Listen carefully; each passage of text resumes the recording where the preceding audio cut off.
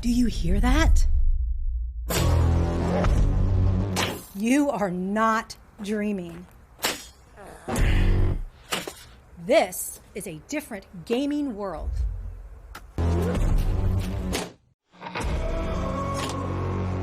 Welcome to eSports, competitive video gaming. Hi, I'm Michelle King, Director of eSports for William & Mary's new Academic and Applied eSports program. Welcome to the first ever Homecoming eSports Challenge against University of Delaware. We came to play, Blue Hens. Game on.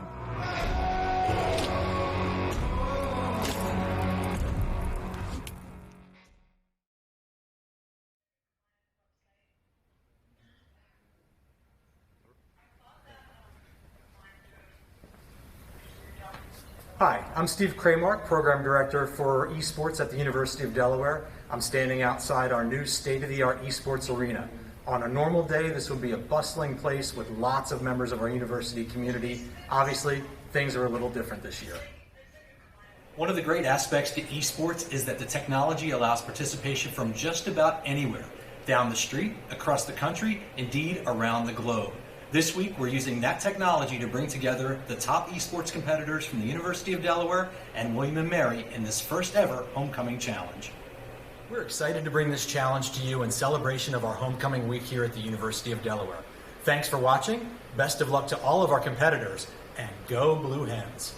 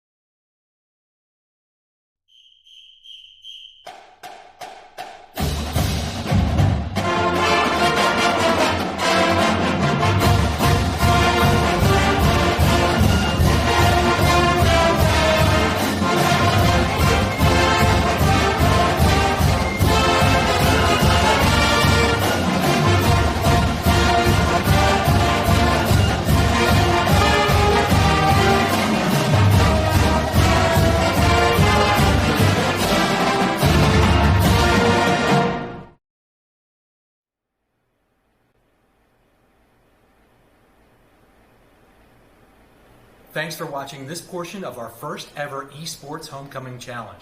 We hope you've enjoyed seeing what these talented competitors from Delaware and William & Mary have had to offer. To learn more about our program and facility, visit BlueHenEsports.com, and you can follow us on social at BlueHenEsports on Twitter, Facebook, and Instagram. Thanks for watching.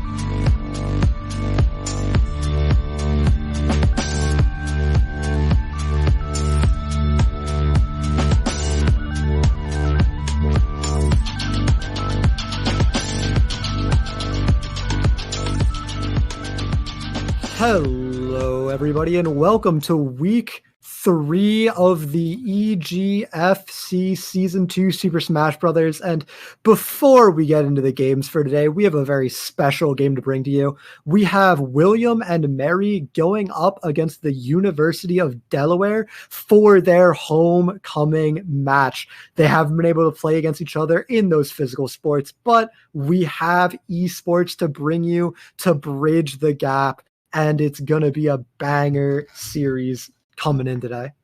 I am Matthew Toxic Gerbil Merrick, and today I am joined by my lovely co-caster.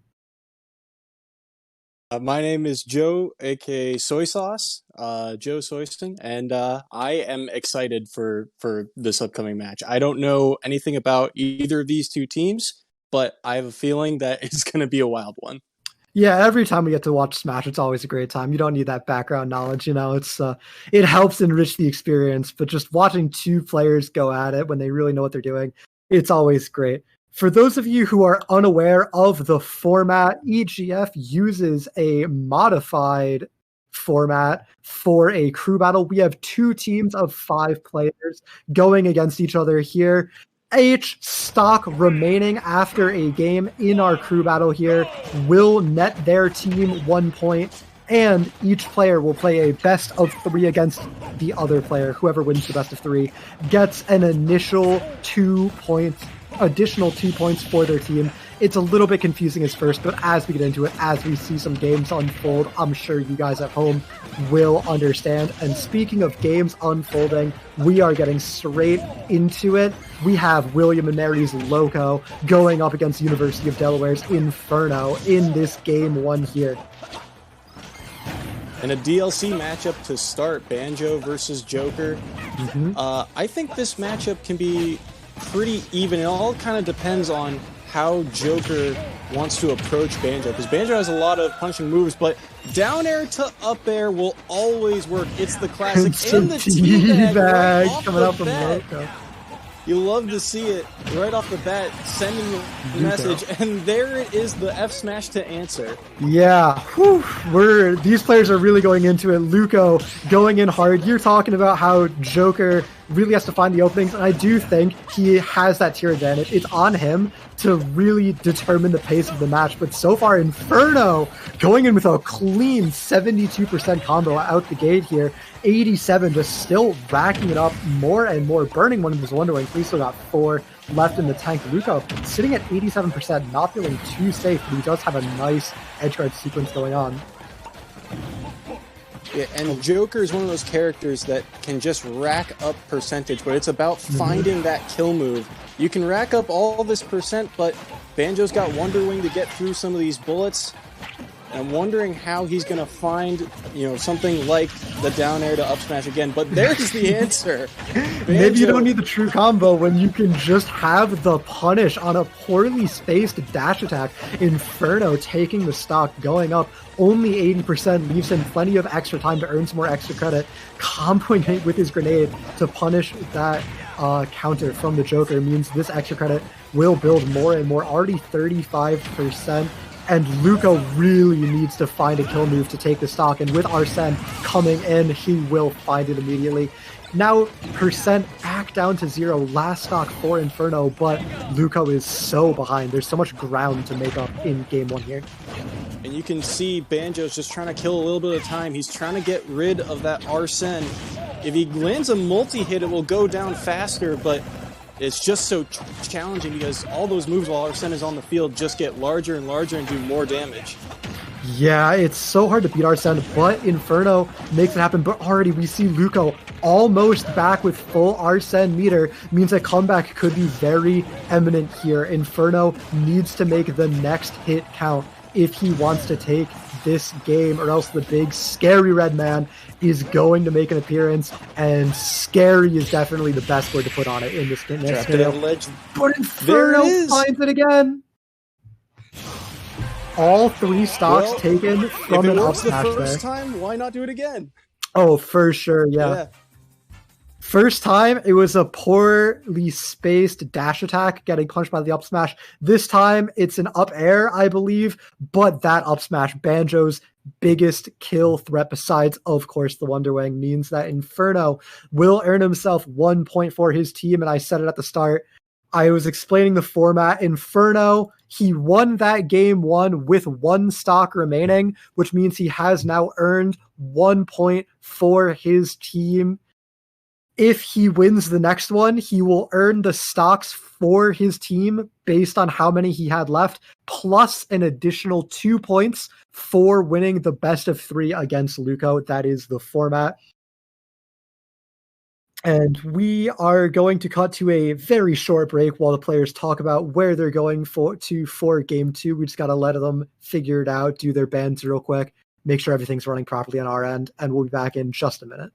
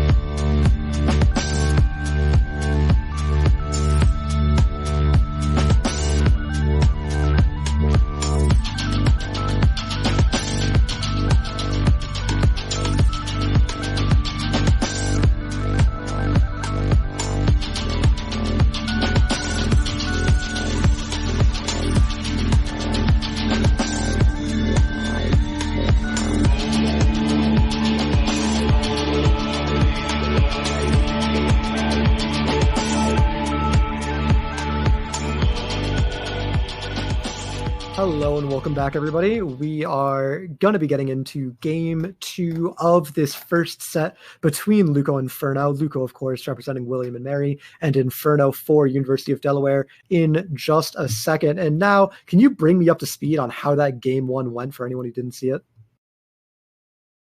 It was pretty back and forth, but in the end, Banjo versus Joker, the Banjo is able to clutch it out. And in terms of what I'm looking for game 2, a lot of the stocks that Banjo was able to take were via shield punishes. A lot of Joker dash attacks on the shield. Now, dash attack for Joker, pretty good move, comes out pretty quickly, covers a lot of space, but it's not safe on shield. And Banjo's up smash, very fast. I believe it comes out frame 9, which is really good, and it's very strong. So I think if you're looking for any adjustments, Joker has to watch out for what he's doing on Banjo's shield. Yeah, that's for sure the biggest thing I noticed. There were all 3 stocks, or maybe just the first 2, came from poorly spaced moves getting punished by that out of shield option.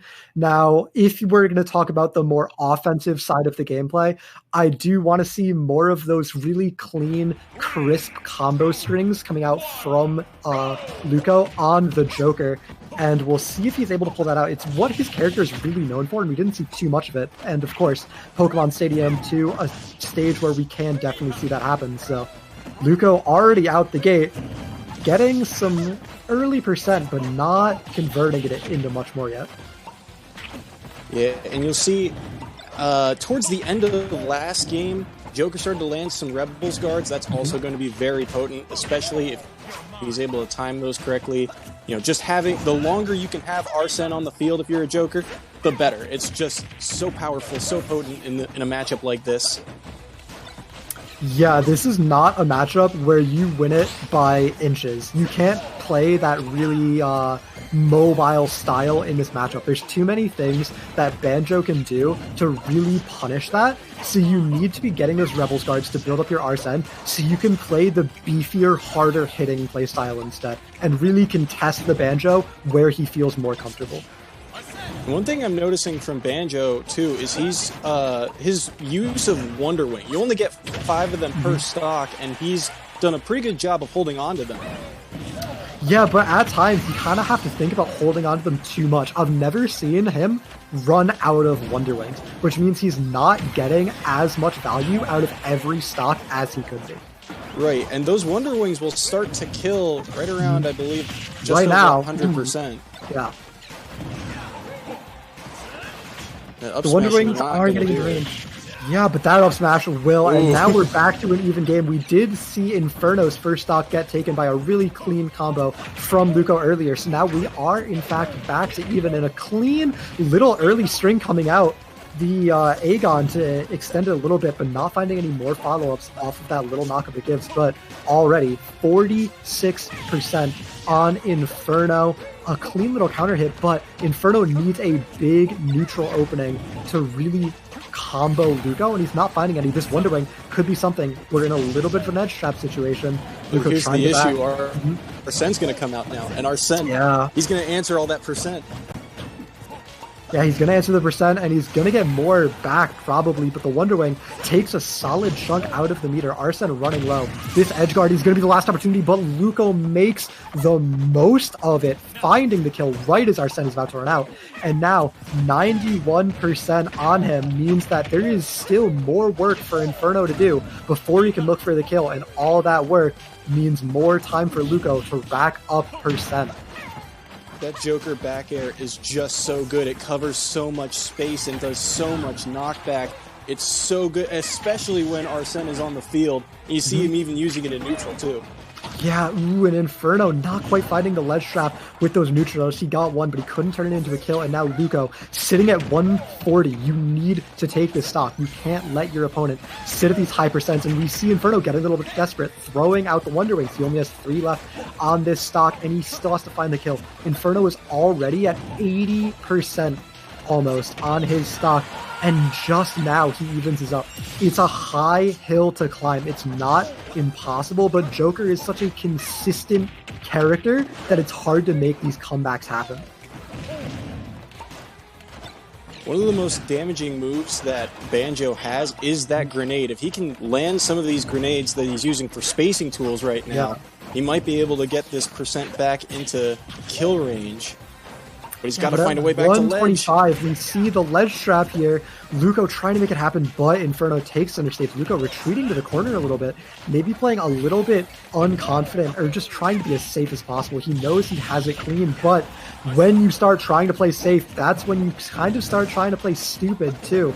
Sometimes you really just focus on yourself instead of your opponent, and bad things can happen. But Arsene is out. Any one solid hit will kill a Banjo at 142. But Inferno is playing defensively so well. Arsene already with only a fifth of its meter left. But the dash attack with the poor DI of all things will give Loco the stock. He'll even up the score 1-1 and take it to a game 3. And right there at the end, you saw Banjo hold down his jab right at the ledge, right as Joker was able to roll away. And that was what, allowed the opening for Joker to come in and get that dash attack. If you land that jab and get the multi-hit, that really, lowers the bar of how much time you get with Arsene. Those multi-hits are super potent, but unable to land it and gets punished for it. Yeah, it's such a risk reward. It's such a good move to hit against the Arsene, but you said it perfectly. It's so laggy. Once you're committed to that multi-hit jab, you're stuck in that animation for such a long time, and it gives Joker the time to punish it, which is exactly what we saw happen. And now, right also through until before the next set, you saw how Banjo was able to space out with those grenades, but Joker made the adjustment. He was able to weave through all of those projectiles and eventually get in and find the kill. Yeah, it was a lot of adaptation. Inferno realized that he had to slow things down. He was getting rushed down a little bit too hard, and he had to throw out those grenades. And we saw he got 60-ish% off of it. It worked really well. He was able to dodge and evade the Arsene for quite a long time because he switched up his game plan. But Luco, in the end, was able to counter-adapt, and he was able to find his way around the grenades and get that final blow. So what adaptations into game 3 have you noticed that each player could make and could bring to clutch it out and take this first round victory for their team? I think if you're Joker right now, I think you got to put a lot of focus on Arsene. There's so much threat, and especially right at the end, you saw how Banjo was using his grenades, but once you have Arsene, you get the reflector of the down B. That's a huge part of the matchup that he has not used yet. So I'm going to look for if he throws out any counters. And I was also going to talk about stage selection. The first 2 matches were played on PS2, basically Neutralville.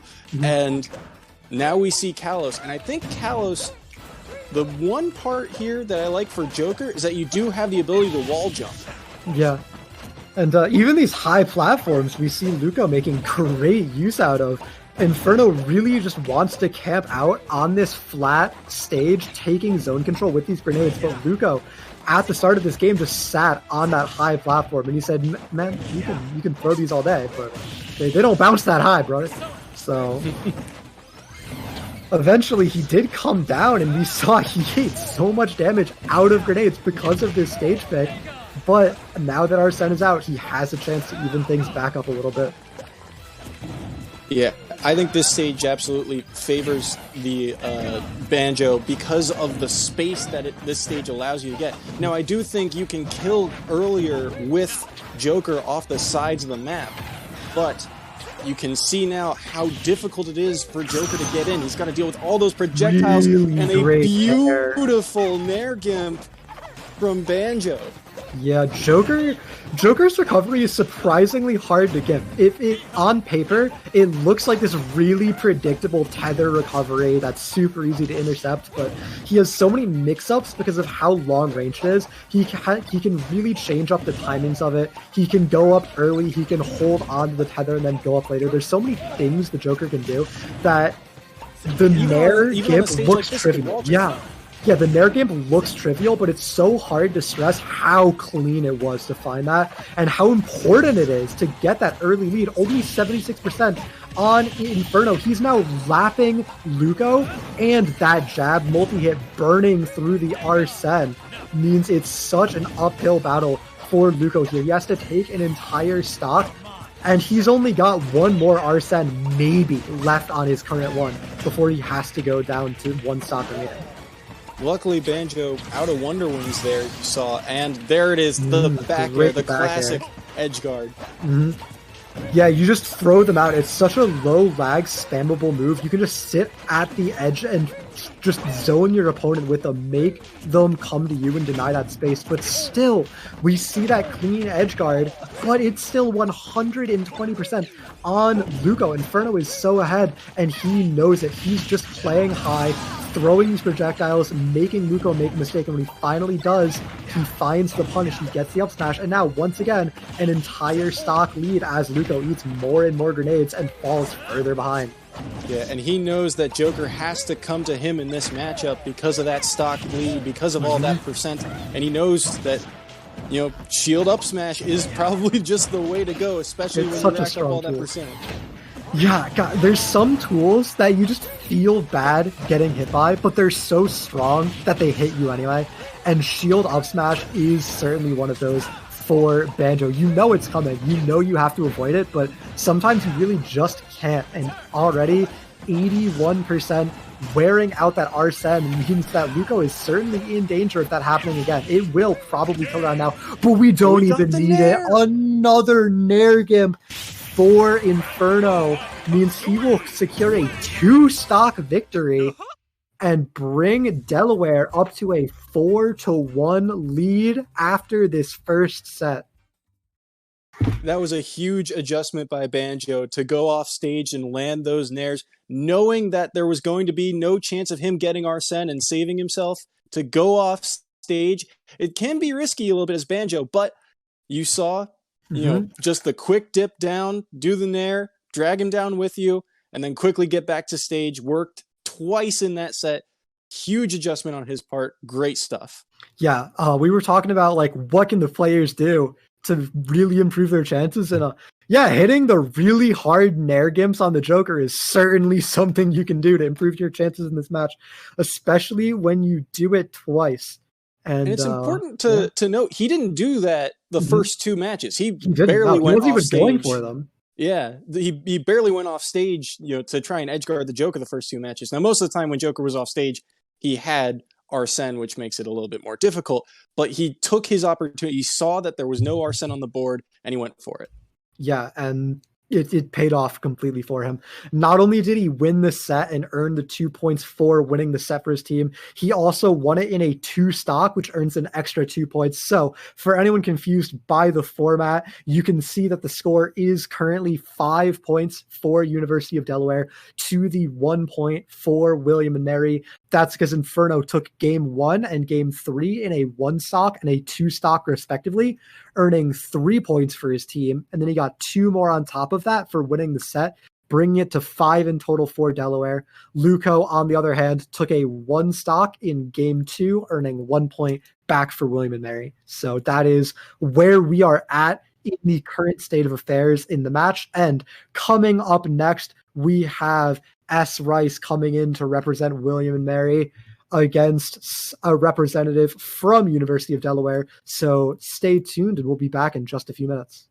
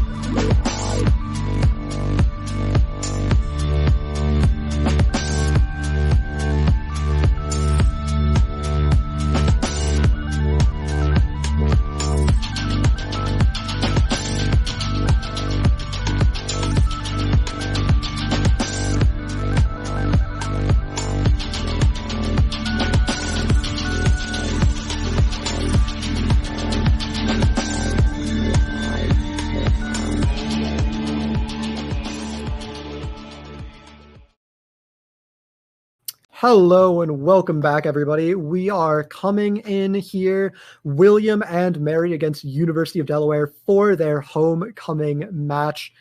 Reminder for everyone, we saw Inferno taking set 1 over Luco 5-1. So that is University of Delaware taking an early lead here. And now we are bringing William and Mary's S. Rice going up against Synonym from University of Delaware for set 2 of this first match. And we'll be getting into it in just a second here. We have got a Me Brawler pick coming out. Very interesting. We have S. Rice on this Rob, and I believe I've seen S. Rice play Rob before, and it was impressive. He was a good Rob player, so I'm excited to see him bringing it out again here. Up against Synonym, I have not seen Synonym play before, but Me Brawler is always a very explosive character, but he doesn't have a whole lot of time to do that when he is getting the absolute mess comboed out of him like he is right now.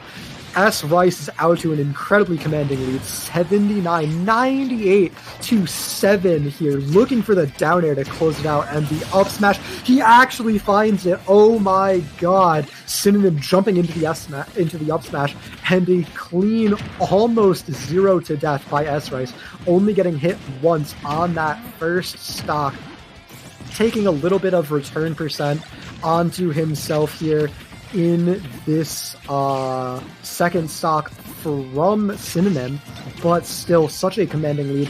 Only 63% means that S. Rice has so much time to pad on more and more extra credit damage. Already 50% being tacked on to Synonym, and he's going to take a huge jab reset combo. We see an edge guard opportunity, and we know S. Rice will go out for those. He doesn't opt to there, though. He eats a little bit of punish. He's a little late, but the back air resets into a ledge trap. A high recovery from Synonym will save him, but not for long. S. Rice dropping a beautiful back air, catching out Synonym's drift, and now it's 3 stocks to 1. Synonym looking to reclaim points for his team here. He really wants these decisive victories, because remember, this format rewards the decisive victories, and S. Rice goes deep, but of course, as a Rob player, he can always make it back. Rob has so much time to stall in the air, and we just see Synonym not able to cover these options. He's looking really lost. Rob is just too mobile. S. Rice is just dancing around Synonym. He's always in disadvantage, always trying to find his footing.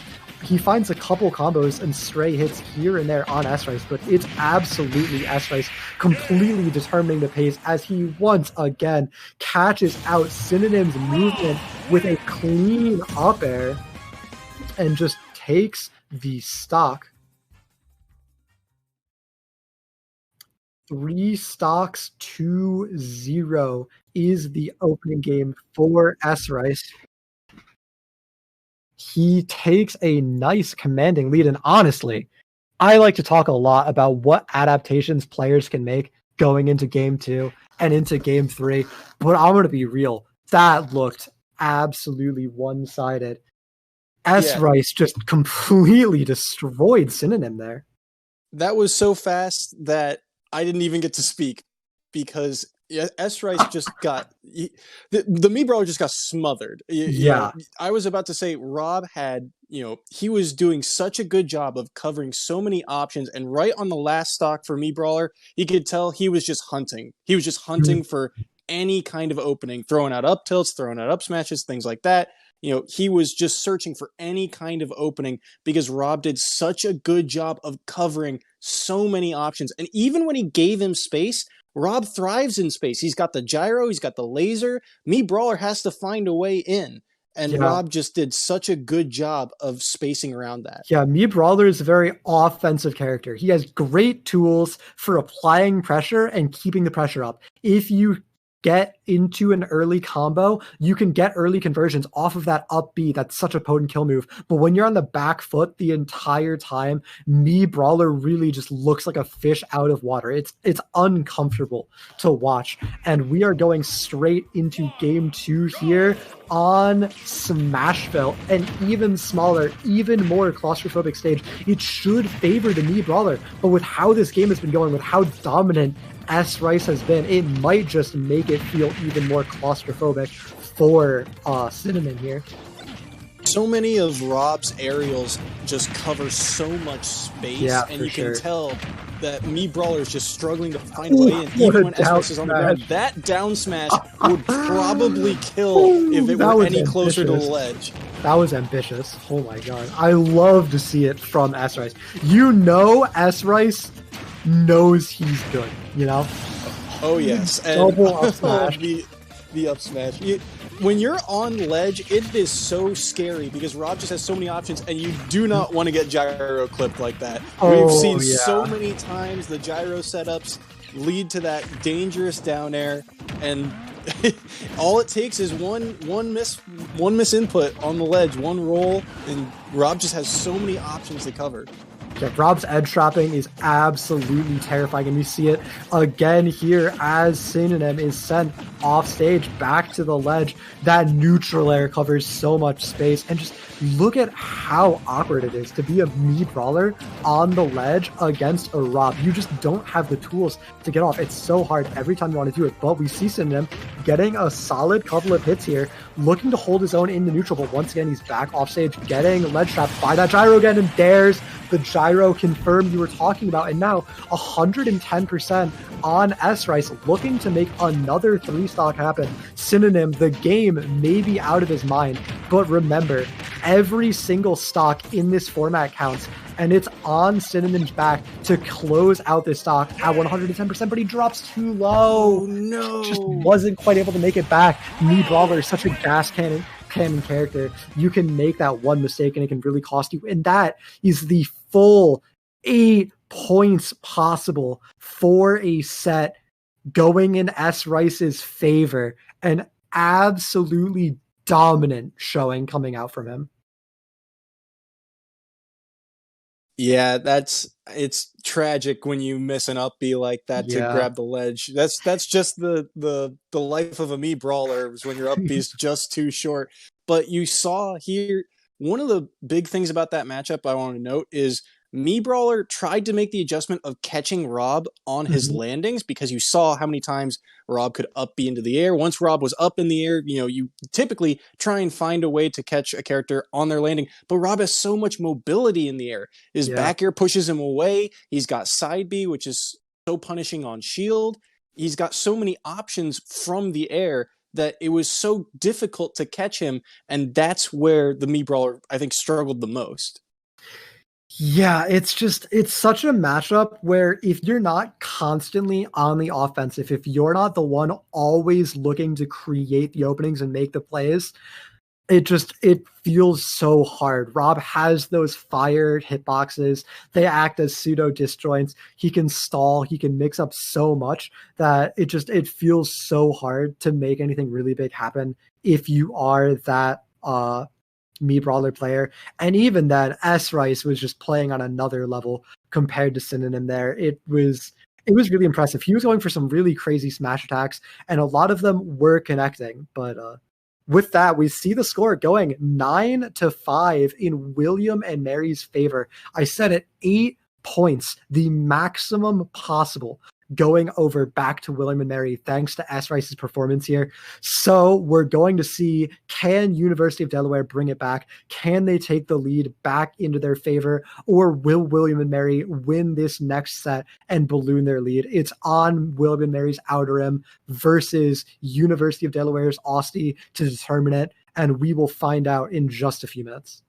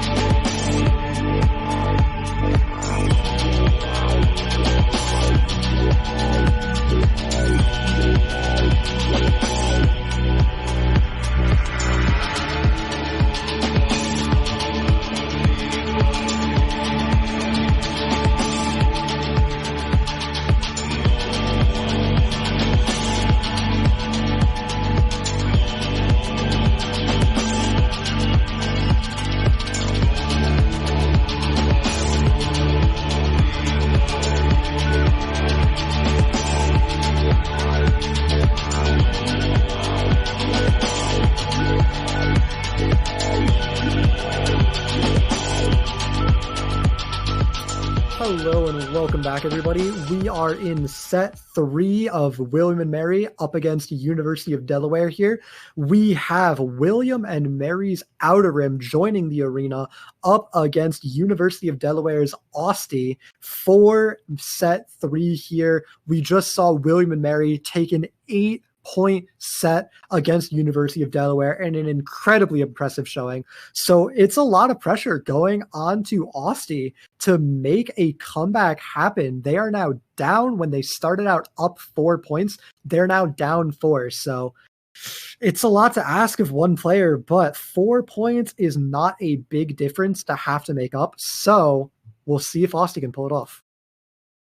Yeah, and that's kind of the beauty of this format that we have. You know, you can have these major point swings, but at the end of the day, this format favors depth on your team. You know, you can have a player carry you only so far. It comes down to each individual player's skill. Yeah. It definitely does. We've seen teams not do well, even though they have one really good star player. But unfortunately for University of Delaware, William & Mary has more than just one star player. They have a very, very solid lineup all the way down. We saw Luco have not the greatest performance early on, but Outer Rim, S. Rice, Jeff, all these players on the side of William & Mary have such great performances in the previous games they played in the previous weeks. They are one of our top teams right now, and the pressure is really mounting for University of Delaware to make a big showing. 3, 2, 1. So we have Robin and Rob on PS2. Another Rob showing. Yeah. Rob's a popular character. I don't think of Rob as being a really popular character in terms of overall player base, but I feel like Rob in EGF has to be the most played character. Certainly I don't know what it comes from. And I mean, the character's good. You've got so much is. agency through the air. You've got so many abilities to trap your opponent. You've got projectiles to space out. The issue is, Robin also has plenty of projectiles, and arguably stronger projectiles, especially if you get a lot of charge on that neutral beam. Yeah, and we see it starting out early. 62% already on Gene here. Outer Rim representing William & Mary off to a really good start against Austin on the Rob. We just we don't see Austin able to get in and find these really clean hits and these combos that we saw S. Rice just being able to pull out on the same character. And now a little bit of that does have to do with the character he's up against. Outer Rim on this Robin has way better zoning tools, and he's a little bit lighter, a little bit more floaty, a lot less comboable. And we see it paying off already. A stock taken for Outer Rim on this Robin, and only 88% on him means he can keep swinging with this stock. Yeah, one of the things about Robin is when he has that Levin sword, it is so powerful. I once heard it described to me as basically he gets aerial smash attacks. Yeah, so it is going to be very big, especially since we talked about how good Rob is in the air.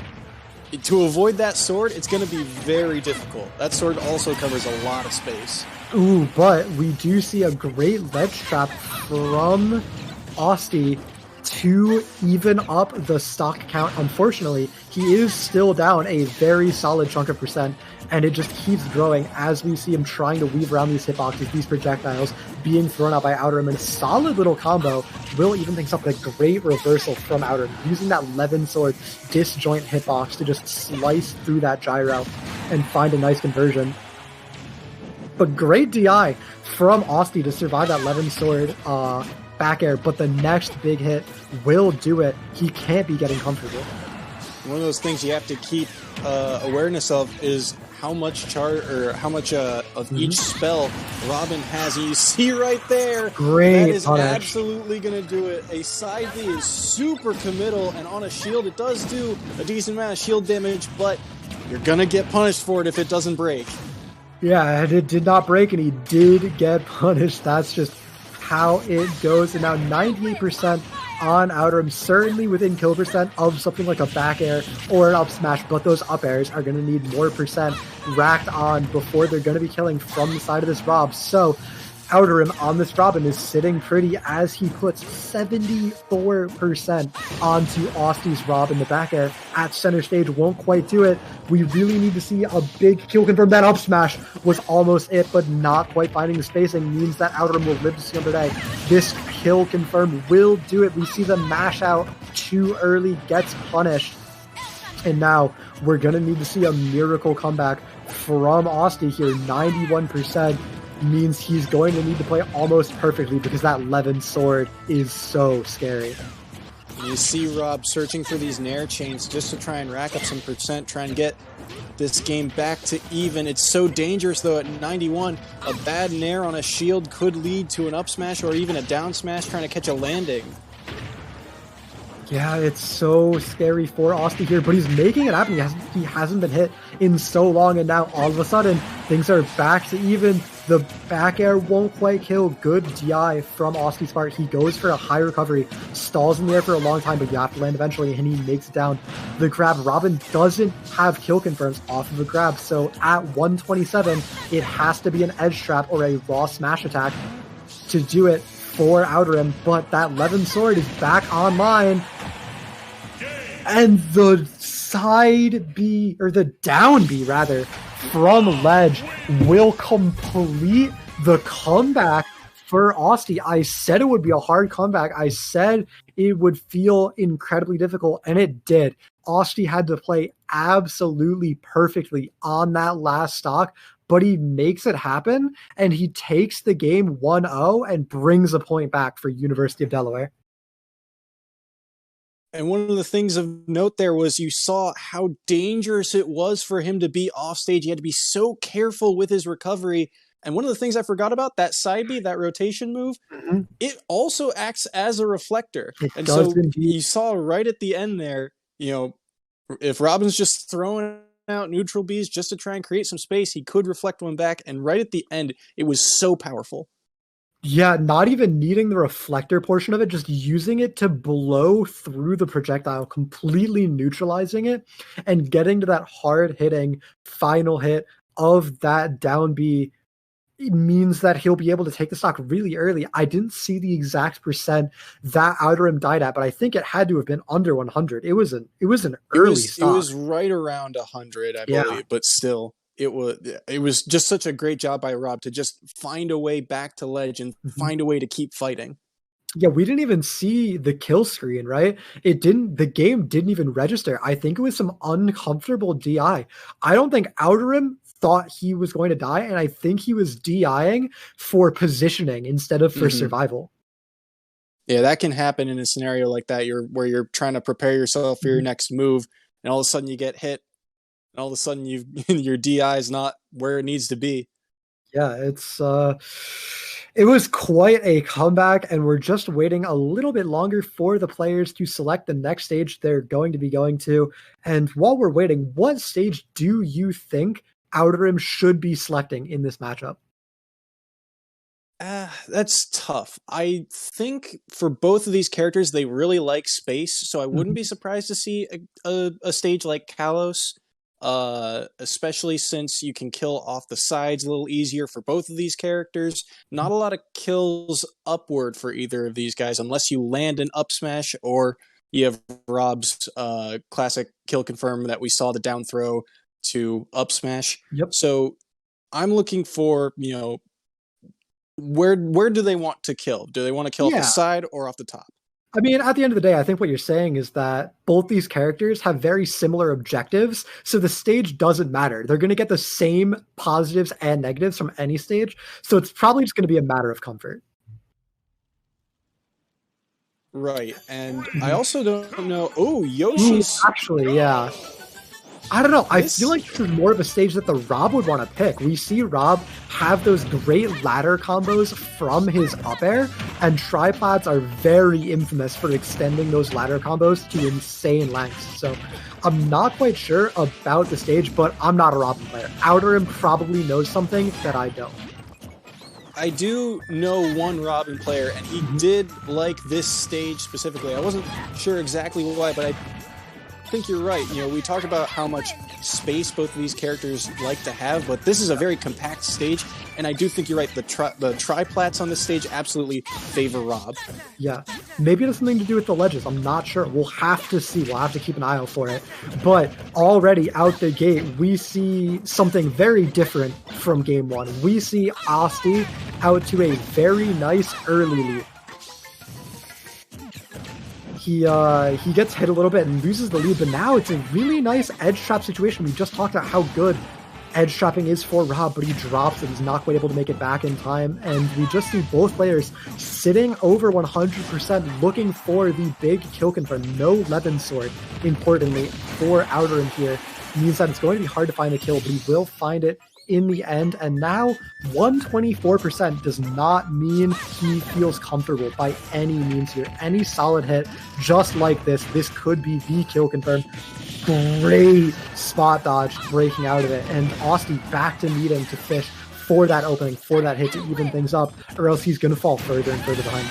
That was such a good mash, but again, that up smash is going to catch. That mash, especially, it gets harder the higher percent you're at. So for him to be able to get out and still get the air dodge off in time, great stuff. Another important note, it's going to be super important for for Robin to land these edge guards. You see him start to go out a little more, try and challenge this Rob off stage, because he knows that up B, it doesn't have a hitbox, it's vulnerable. He can still try and track him down. I think that's actually my favorite thing we've seen from Outerim so far, is how good Outerim has been at edge guarding and ledge trapping this Rob. Rob is a character with incredible amounts of ways to mix up his way of getting back to the ledge, and Outerim has been able to catch it out so consistently. That was basically the story of that entire stock, was Asti being stuck off stage, just getting trapped over and over again, and finally we see Outerim hit the kill move, and now he is up an entire stock here.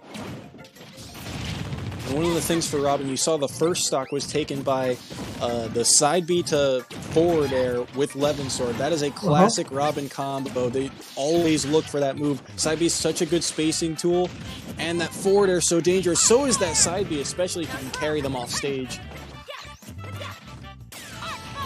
Yeah, neither of these characters are any lack of kill power. That is for sure. And now Asti getting to really high percent, getting trapped on these triplats, kind of having a hard time landing underneath these platforms, but he manages to go high, make it back, and now that might be why we saw the triplat. It means that Rob's up the stalled recovery can't find a good way to get down, because he has to go down to these platforms where the Robin can shark for these options, and 130% on Asti means he has to be very close to death. Outerim wants to preserve his stock, wants to get the extra point, and he will. He finds the back air and earns 2 points back in William and Mary's favor.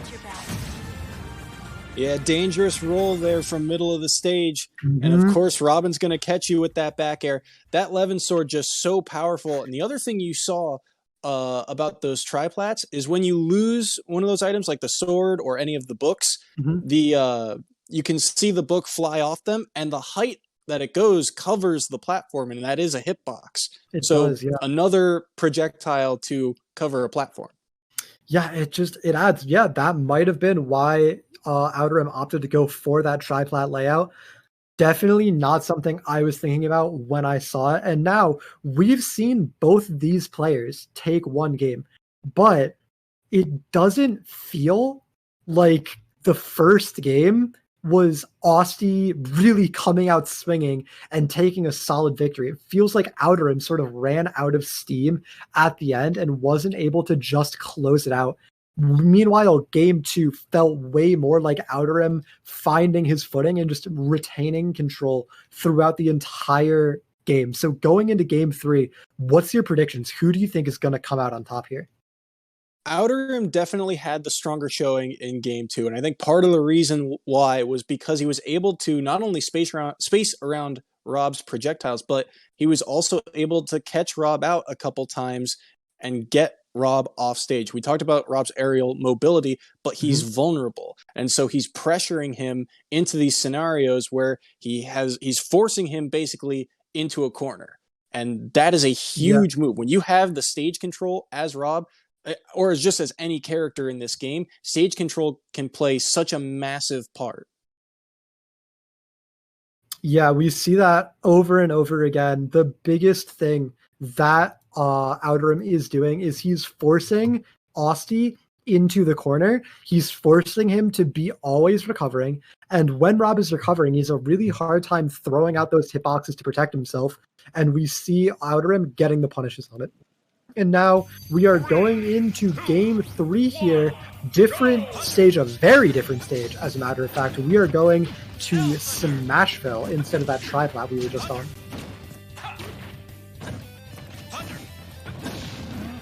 Yeah, I think the solo platform here, it's... I don't really know if it favors either character, because it can be very volatile. You know, if you land one up smash, it's so easy to catch up smashes on that platform. So I think for now, it basically plays like FD, but with one platform right in the middle.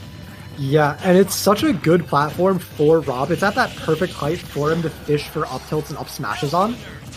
But we don't see Osti getting a chance to really abuse that in this matchup here. We've seen Outerim completely controlling the tempo of this first stock. It's always him getting the combos, always him putting Osti into disadvantage, and even there, it's Osti in disadvantage, trying to regain his footing and not able to do so. Outerim once again catches Osti's drift and gets the really solid punish on it. Outerim did so well there, covering so much space and eventually just getting that forward air to drift into Rob to land that hit, land the finishing blow. And here we see 105% on Outerim to 80 on Osti's second stock. It's a really big lead ballooning for Outerim here. He's in disadvantage, but look, we talk about how good Rob's ledge trapping tools are, but we never see him going to the ledge against Outerim here.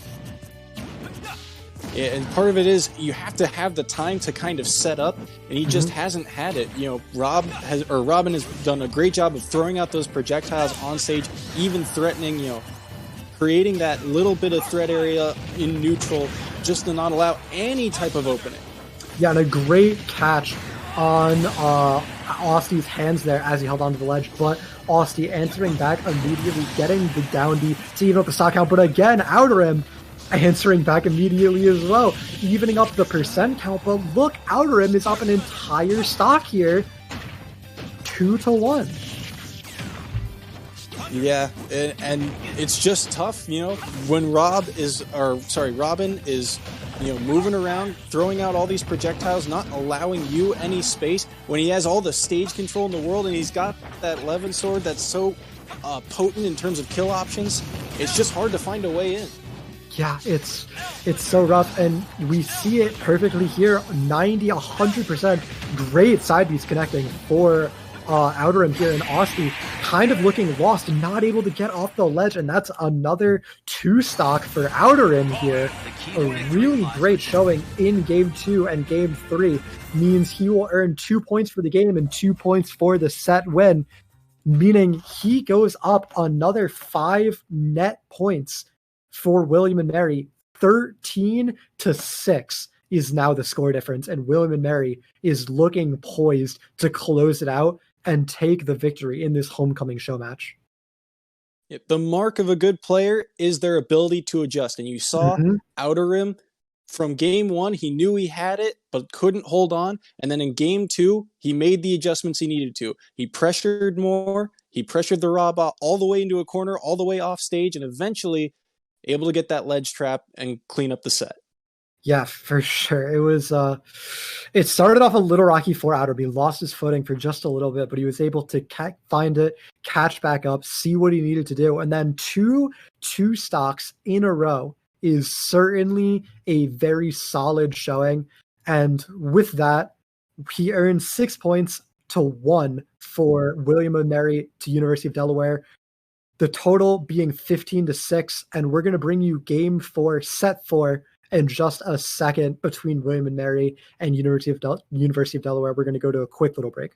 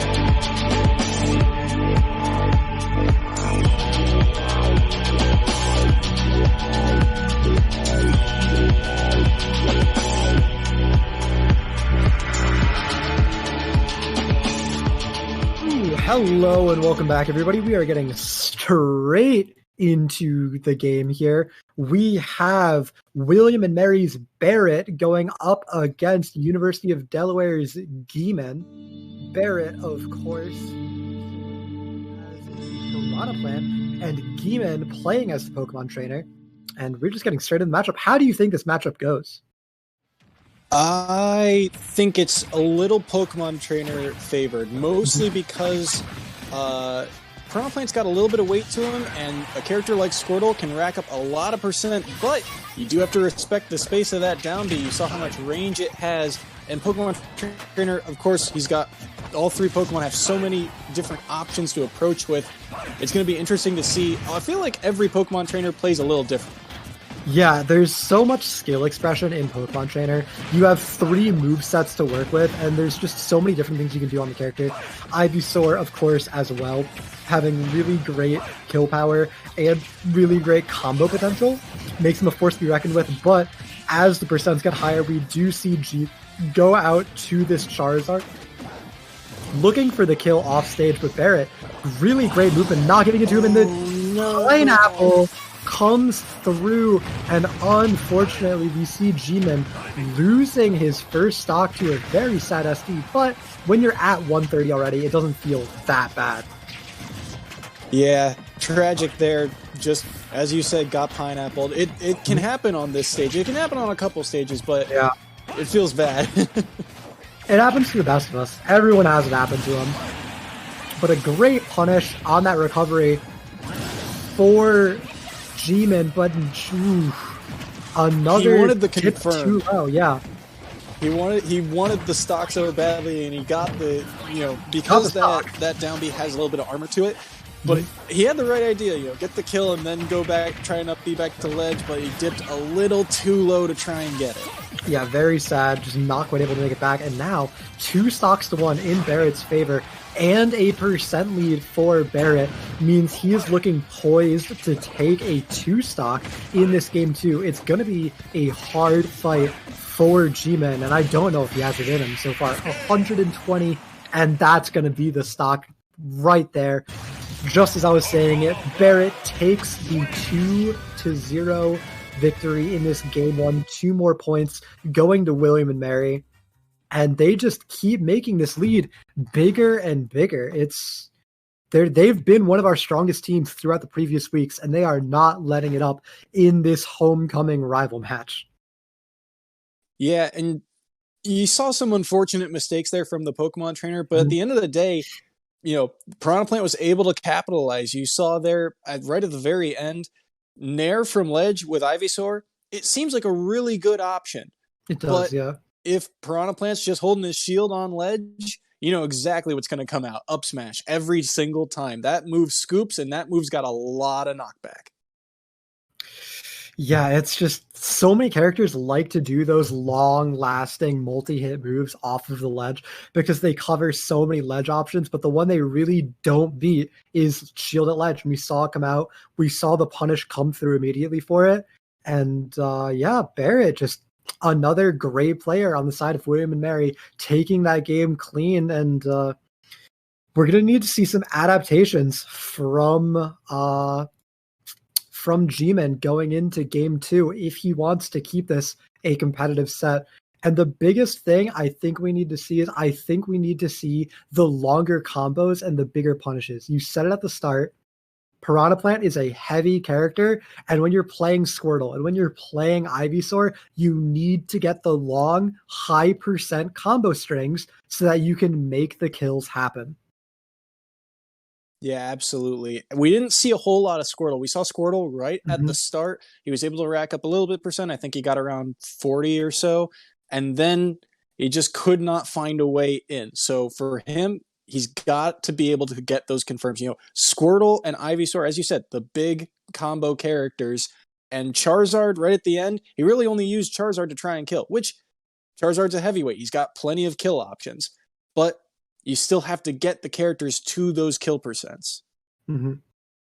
Yeah, it's even against the Piranha Plant, the Charizard has so many good kill options. Like, there's some characters the Charizard does have a hard time killing. They're too small because his hitboxes are pretty big and awkward. But Piranha Plant really is sort of a sitting duck target. But we actually see a character switch coming out from Barrett. He's pulling out the character switch, not from Barrett, sorry, from G-Man. He's going on to the Samus, going for a more projectile-heavy character, try and punish Barrett, who has no disjoints to get through projectiles, no great spacing options of his own, and just going to try and play a slower, more fundamental game against him. And he picked Kalos, too. He wants all the space in the world to make his projectile character thrive. Also, Kalos, super high ceiling, and that's going to mitigate a lot of Piranha Plant's kill power. Yeah, Piranha Plant likes to go for those up smashes to kill, and he won't be able to find them here, but 0% on Barrett as G-Man is already in kill percent. 130 means that the next big solid hit will do it, and this is looking like a 0 to death. It is off of the floating ball. Nonetheless, Barrett is not playing around. He's looking for the Gimp. He's not going to find it, but he still hasn't been hit as Gene is halfway through his second stock. It's the poison grab confirmed. Oh my god. This Piranha Plant already. Is so hungry for this stock. He is landing every single down B and neutral B, and there's the up smash we were talking about. Barrett on fire right now, finding every single hit. He's got the reads down. We talked before about how every stock matters in this format, and Barrett has taken it to heart. He has been hit once this entire set, now twice, by a Zare. He is absolutely dominating G-Man in game 2 here. If the Pokemon Trainer game looked uncomfortable for G-Man, this game just looks absolutely miserable. And a up smash will take it. Not even 60% being put onto Barrett as he closes out a 3-stock victory. That was a commanding win. That was a best statement. Word for it. Yeah, that was a statement win right there. Mm-hmm. And you saw, I mean, Barrett just connected every hitbox he threw out. It landed. Every single neutral B, every single down B, and G-Man could not find a way in. He just could not. I've got a fun little stat for you here. Currently, the score is 22-6 in William and Mary's favor after 4 sets. In week 1 of EGF, William and Mary versus the University of Connecticut, they went 22-6 as their end match score. Wow. And we still have another set to play. Yeah. And I think statistically it's Delaware, over. Yeah. It's over. Yeah. Unfortunately, but they will still play out the last set as is always the case. We always do. Yeah. William and Mary, I mean, that was you said it. They've got plenty of talent on this roster. Yeah, they are one of the better performing ones so far. They are definitely playoff contenders. 22-6 is already the scoreline, and we're getting into game set 5 pretty soon here. And remember, this one is it's for a little bit of fun. We're going to throw it to a quick little break and bring back the final set. Not a whole lot on the line, just some talking rights and some pride.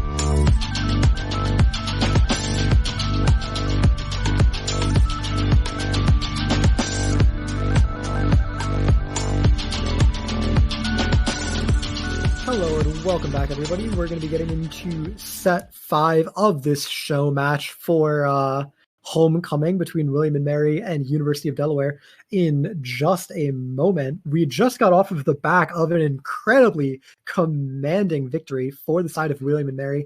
Barrett won in a 2-stock and then a 3-stock over G-Men from University of Delaware, bringing the total point count to 22-6, eliminating University of Delaware and securing the win for William & Mary. And we are just getting straight into the game. We have Jeff Aldo going up against the University of Delaware representative here playing Palutena. Two, top tier characters, a lot of combo ability between these two. I expect this to be very volatile, a lot of back and forth punch for punch. Mm-hmm.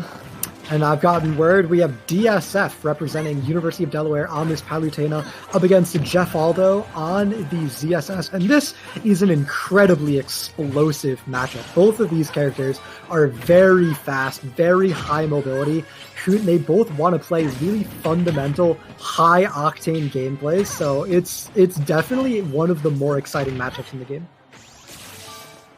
You can see a lot of movement around this ledge. They're both trying to edge guard each other, trying to find a way to trap each other. Yeah, and not quite finding the down throw punish for DSF here, but this Palutena has been very clean. A great Sacred Flame to actually take the first stock. We haven't seen the Delaware start off with a lead in a long time, but DSF looking to show what's up. He is the captain for the team, I believe, so probably could be their best player, and he is really making a showing out of it here. Already 72% on Jeff Aldo, and DSF not even scratching 100%, just now breaking that barrier. Yeah, Palutena's got plenty of spacing utensils, and ZSS, plenty of ways to move around them, but it is still difficult when you're throwing out all those hitboxes. Yeah, and so mobile from ZSS, it's hard to explain how hard it can be to really catch her out in her movement, but we see DSF pulling it off time and time again here, building up more and more of a lead, now almost lapping Jeff Aldo here. 110 to 134 is the percent count, and we see the edge trap scenario. Palutena, character known for having great ledge trapping, partially in part because of that back throw that closes out that stock, and now 3 stocks to 1. We see DSF at the ledge. He's going to make it back for free, even getting some percent onto Jeff Aldo, and we need a huge comeback, even just taking some stocks for Jeff in this game too. Yeah, and you can kind of tell Jeff is hunting for a hit. He's searching for some kind of opening into a kill confirm, because right now Palutena is just doing such a good job of spacing out ZSS and not allowing ZSS to find an easy way in. Yeah, and the Sacred Flame will almost do, but not quite. But we see DSF going so much for these recovery fishes. He keeps trying to catch Jeff's landing, and it's not easy against a ZSS, but he keeps finding ways to do it. And here he wants to close out the 3-stock, redeem his team, and then Nair will seal it out. 160% remaining on DSF is what he has when he closed up the 3-stock. And now, before this match started, I was framing it like it was going to be William and Mary just extending their lead even further, just showing off on University of Delaware. But DSF is a big threat. He is a force to be reckoned with, and he is going to be University of Delaware's redemption in a way here, earning 3 points for his team already. I mean, in the grand scheme of things, the point differential will matter for tournaments and tiebreakers and things like that. But you saw DSF just did a fantastic job of weaving around Jafaldo's mobility. I mean, Jafaldo just could not find a way in, and Palutena did such a good job of pushing him into the corner and then ledge trapping him. And that is exactly what Palutena wants to do. Yeah, it was complete textbook Palutena gameplay. Palutena is a very not fair, but honest character, right? You know what Palutena wants to do, and she's a top tier, not because she does things you're not expecting, but because she's just so good at the fundamentals of the game. Yeah, and not not accelerating in like too many aspects, but definitely like base level just higher than most characters. That's Palutena. Mm-hmm. Yeah, we saw it's just fundamental gameplay. You trade neutral, you play solid neutral game, you trade hits, you get your opening, you extend your combo, you put them at the ledge, and then you ledge trap them. You do that over and over again. You keep rinsing and repeating until the enemy has no stocks left. And we saw DSF do exactly that. It was great. It was clean. And we're going to need to see some really big adaptations from Jeff in game 2. But the problem with Palutena is, if you lost to Palutena once, you just got outplayed. You didn't get janked. You didn't get cheese. You just got outplayed over and over again. So the adaptation Jeff needs to bring in is to just be a fundamentally better player. And that's a hard adaptation to have. Yeah, I do like the stage selection, though, because one of the things that Jeffaldo kind of struggled with was getting in on Palutena, because so many of ZSS's poke ability, things like the Zaire, things like that, they're right in line of fire. Palutena has the side B, the neutral B, right in the row. Yeah, great back air there. So to add these platforms in, it adds that little bit of extra mobility, adds a little bit of, the ability to trap if he can get Palutena up into the air. But as you see, DSF right off the bat taking a lead. Yeah, and it just gives DSF more ways to extend his combos, right? Those up airs, you're getting 2 or 3 more. Those nairs, you can go high and then Palutena can follow you onto the platform. It just gives so many extra tools to Palutena as well. She is a character who really likes these tri-plat stages. And ZSS, it does give her those up air ladder strings, but it benefits both players equally. And when you're already losing in the matchup, you don't want to go even on stage selection.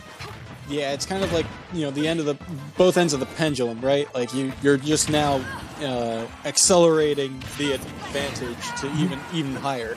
Oh, and the great explosive flame there. Covering the landing. I think if that explosive flame wasn't there, the uppie would have caught DSF and it would have been a punish by the ledge, but he just covers himself. Oh, and that's a Gimpet 0. Jeffaldo touched the ledge twice, so he didn't have the ledge grab and vulnerability, and that's a second 3-stock for DSF. His team wasn't able to win the show match, but he brings some pride back to University of Delaware, and he closes it out in style. 12-22 is the final score for University of Delaware. Sorry, 14-22. And DSF single-handedly earned his team over half of their points. Yeah, do not sleep on DSF. That Palutena looked clean. Yeah.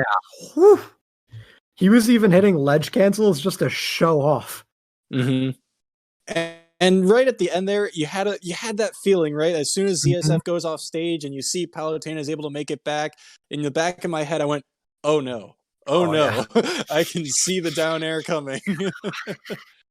You see it coming, but sometimes there's not a whole lot you can do about it. ZSS not in a position to go anywhere but the ledge there. Too low, already having grabbed the ledge once. So just great awareness from DSF to close it out. But unfortunately, it was too little too late. And it will be William and Mary winning their show match up against University of Delaware. Coming up next, we actually have William and Mary once again. This time, they're going to be facing off against University of Colorado. That was a homecoming show match we just showed off. So for their official EGFC match against University of Colorado, they will be coming back in just a little bit. So make sure to stay tuned while we get everything set up for that. If you liked all the casting for this match, I have been Matthew Toxic Gerbil Merrick. You can find me on Twitter at toxic_gerbil. And I don't know if you have a Twitter you want to plug, but if you do, go for it. Yeah, my Twitter is Soyson J Sport, SOISSON. My name is Joe Soyson, and that's all I got. That's going to be it for us. We're going to go to a quick little break while we set up the next match. And guys, if you are a William and Mary fan, and honestly, if you're not a William and Mary fan at this point, it's that's got to be a rivalry because they are playing some good Smash Brothers. Stay tuned. We're going to be coming up right in a moment with William and Mary versus University of Colorado.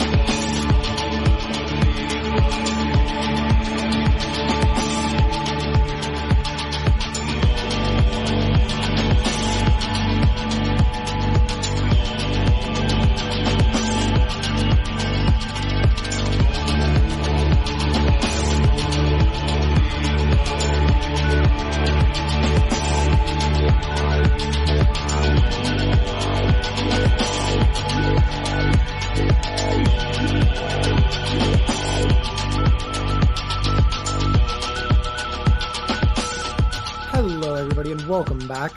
Before we get into the games, I just want to bring you a quick schedule update. We have moved the Fairfield University and Mississippi State University over to our other stream at 9 p.m. and replace it on this stream versus Quinnipiac. In addition, we have moved Marquette University versus University of Hawaii to 9 p.m. Eastern time. So if you guys were planning on catching any of those games, that's the updated schedule. But for right now, we have William and Mary going up against the University of Colorado. We just saw William and Mary play and have a very impressive performance against the University of Delaware, taking it 22-14, but starting out in a 22-6 run over the University of Delaware, making them look like an incredible team to be reckoned with going into the future, and certainly someone that people should be looking out for. That being said, University of Colorado is also a pretty strong team, and we have them clashing heads here. Up first, we are going to be having William and Mary sending in Luco up against Horsey from University of Colorado in just a little bit.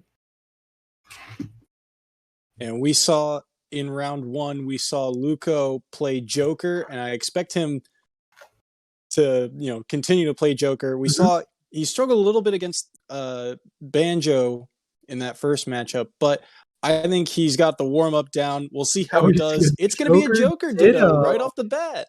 Yeah. Interesting. This is a weird ditto, I'll tell you that. It is not one that you come across too often, not super common, but Joker is a character that really exploits other characters' flaws, and when he goes up against himself, it becomes this weird instance of he isn't vulnerable to his own tricks, so neither player really knows what to do in the matchup. There's a lot of bread and butter that gets taken away from what you're normally allowed to do as Joker, because he can't have those insane combos on himself in nearly the same capacity that he can on other characters.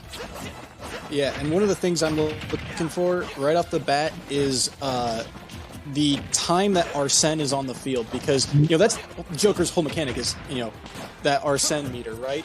But how do the players work around giving their opponent Arsene? Because they're going to get Arsene at the beginning of the game roughly at the same percents. So how are they going to avoid each other once they have Arsene? Yeah, and honestly, wow, the second hit of forward air so strong. I was going to say, it almost feels like a game of whoever gets Arsene second is going to win, because you're going to get them at very similar timings, right? But whoever gets it second is going to have Arsene out during that crucial period after when your opponent's wears off. But we see you don't even need to have that crucial period. Horsey takes the first stock with Luco's Arsene still up. And now going deep off stage, Luco does manage to find the edge guard, but 58% on him in a game where both players really go for chip damage with the guns and these short throwed aerial strings. You can't find those really long combos that Joker is more known for in this kind of a matchup, so you have to take your chip percent where you can get it and then try and get the Arsene to close out the stock once your opponent is at something like 98 like Luco is right now. Yeah, and I expect you saw Luco dip super low to get that first stock, and I expect both Joker players to be able to do that because they know they can afford to dip that low if they keep their double jump. Yeah, Joker is a character with really good vertical distance on his recovery. He can for sure go deep for these edge guards. And once again, we see here Horsey gets his Arsene out second, and he's got that extra meter over Luco. He takes some hits, and he's still got the meter advantage here. That hit is going to put Luco back in the lead, but at 143%, a solid hit from Horsey will do it, but his Arsene is about to wear out. Oh no, Luco had to survive exactly that, but the kill throw isn't there for Joker. He has to get an actual hit to do it, which means the Arsene will wear off and we're back to neutral. But 174 on Luco means Horsey such a good should plan find by Luco first, but he can't, and Luco actually takes the lead for the first time in this game. and gets the advantage. Luco, right in that last sequence, he punished Horsey's down B, caught him up, and then sent him into the classic combo, got the up air drag down, and then he tried to finish it with down smash, but eventually he landed the kill move. Horsey, though, able to answer right back. Too much percent on Luco. He's going to find a hit eventually. Yeah, he's going to find it eventually, and already we see Horsey getting the stock, taking the lead back for himself, and now things are pretty much dead even. A solid little combo for Luco, though, will actually not only bring out Arsene, but allow Luco to get a good chunk of the meter off before Horsey gets out of disadvantage. And now, when you're getting ledge trapped with Arsene, it feels so bad because you want to be spending that time aggressively pressuring your opponent, but you're in defense the whole time. Look, Arsene's already gone, and Horsey has only gone up in percent. Luco's about to get Arsene too. This is... Luco looking like he's going to be taking it soon. A solid back air, up air, a down air to up smash. So many things will take it here. And Horsey needs to be so careful for the next 10 seconds. He's got himself into a corner, but he got himself out with that side B. And now the pressure's on. The dash attack will absolutely do it. When you're at 120 against Joker, there's just too many things to look out for. You can't beat all of it.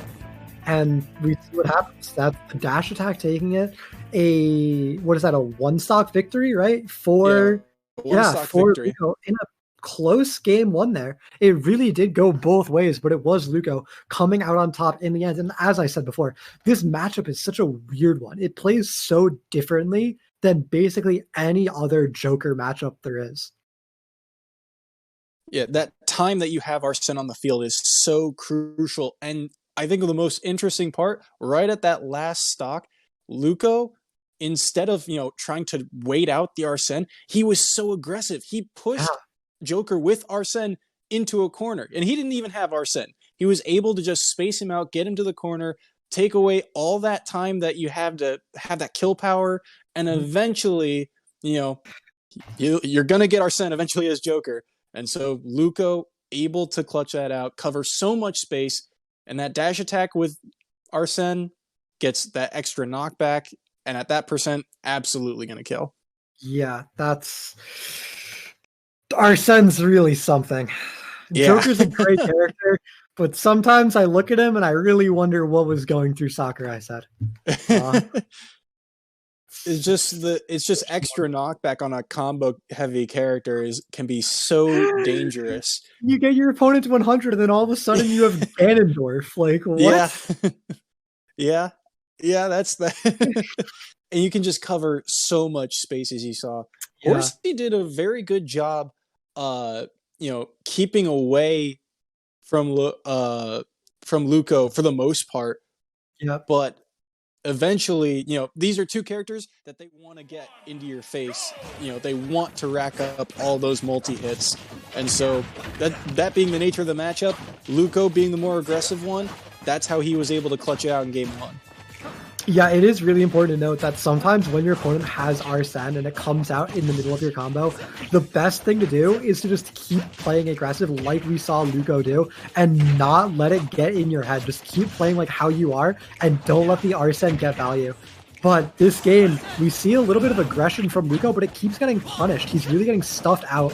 And Horsey opens up with a solid percent lead, meaning that the Arsene is going to come out very early for Luco, but it is going to be used to even up the percent. The problem is, when you fall behind in this matchup, you need to hit your opponent to make the comeback happen. And now, Luco's Arsene is running out, but he's already at 90%, and Horsey has just started with Luco in kill range.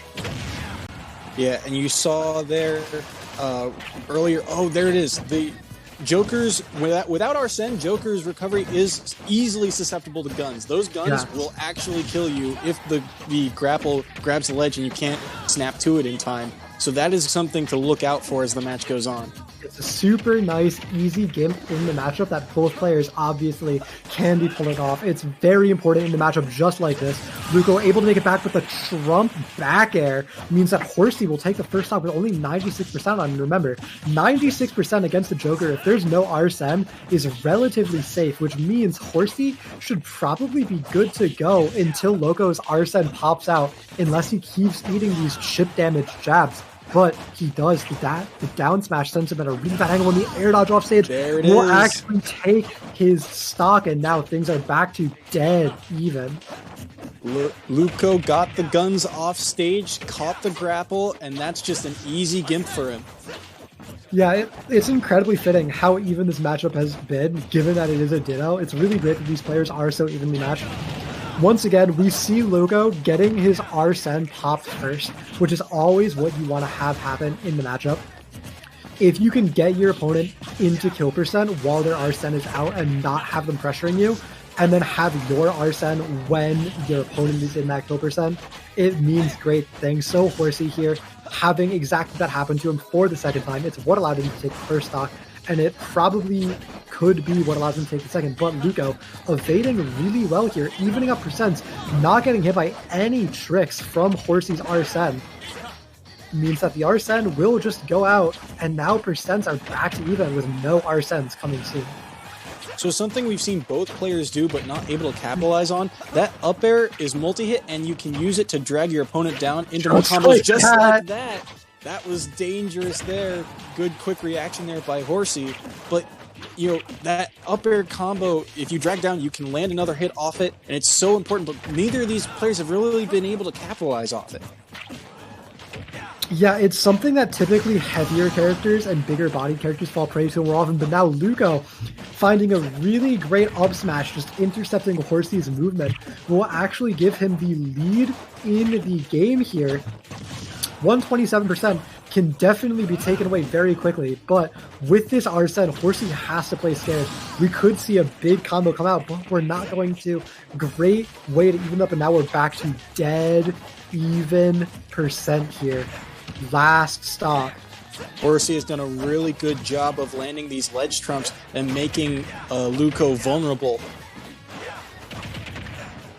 Yeah, Horsey at the ledge has definitely been much better than Luco. We've seen Luco get his value from the on-stage combos, and here with Arsene, we see Luco pulling off the combo. And now, we have pretty dead even Arsenes. Whoever gets the combo first is going to make the others fall off that much faster. And we just see Luco getting a hit a little bit, and now Horsey has earned himself a little bit of extra time with this Arsene. He's got about 3 or 4 seconds to really look for a big play. Luco stuck off stage. The Trump once again coming through, resetting, and the down guns are going to intercept. Luco not able to snap to the ledge, and Horsey will tie things up 1-1, and we have a game 3 on our hands already. That was so close, that entire last stock, and you saw that last sequence there.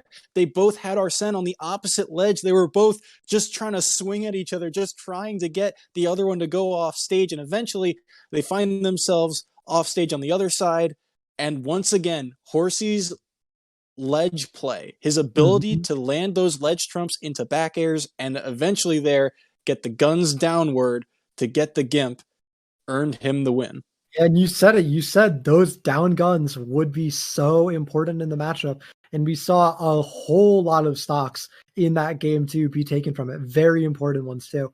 So, I mean, that's just the nature of the matchup. There's not a whole lot to talk about, right? You can't talk about what stage to go to. It's just personal preference. Personally, I want to see Kalos, but I'm just biased because I think it's a cool stage. It looks nice. I kind of want to see Kalos too, mostly because then, you know, one of the ways you can get around guns is you have that wall jump capability on a stage like Kalos.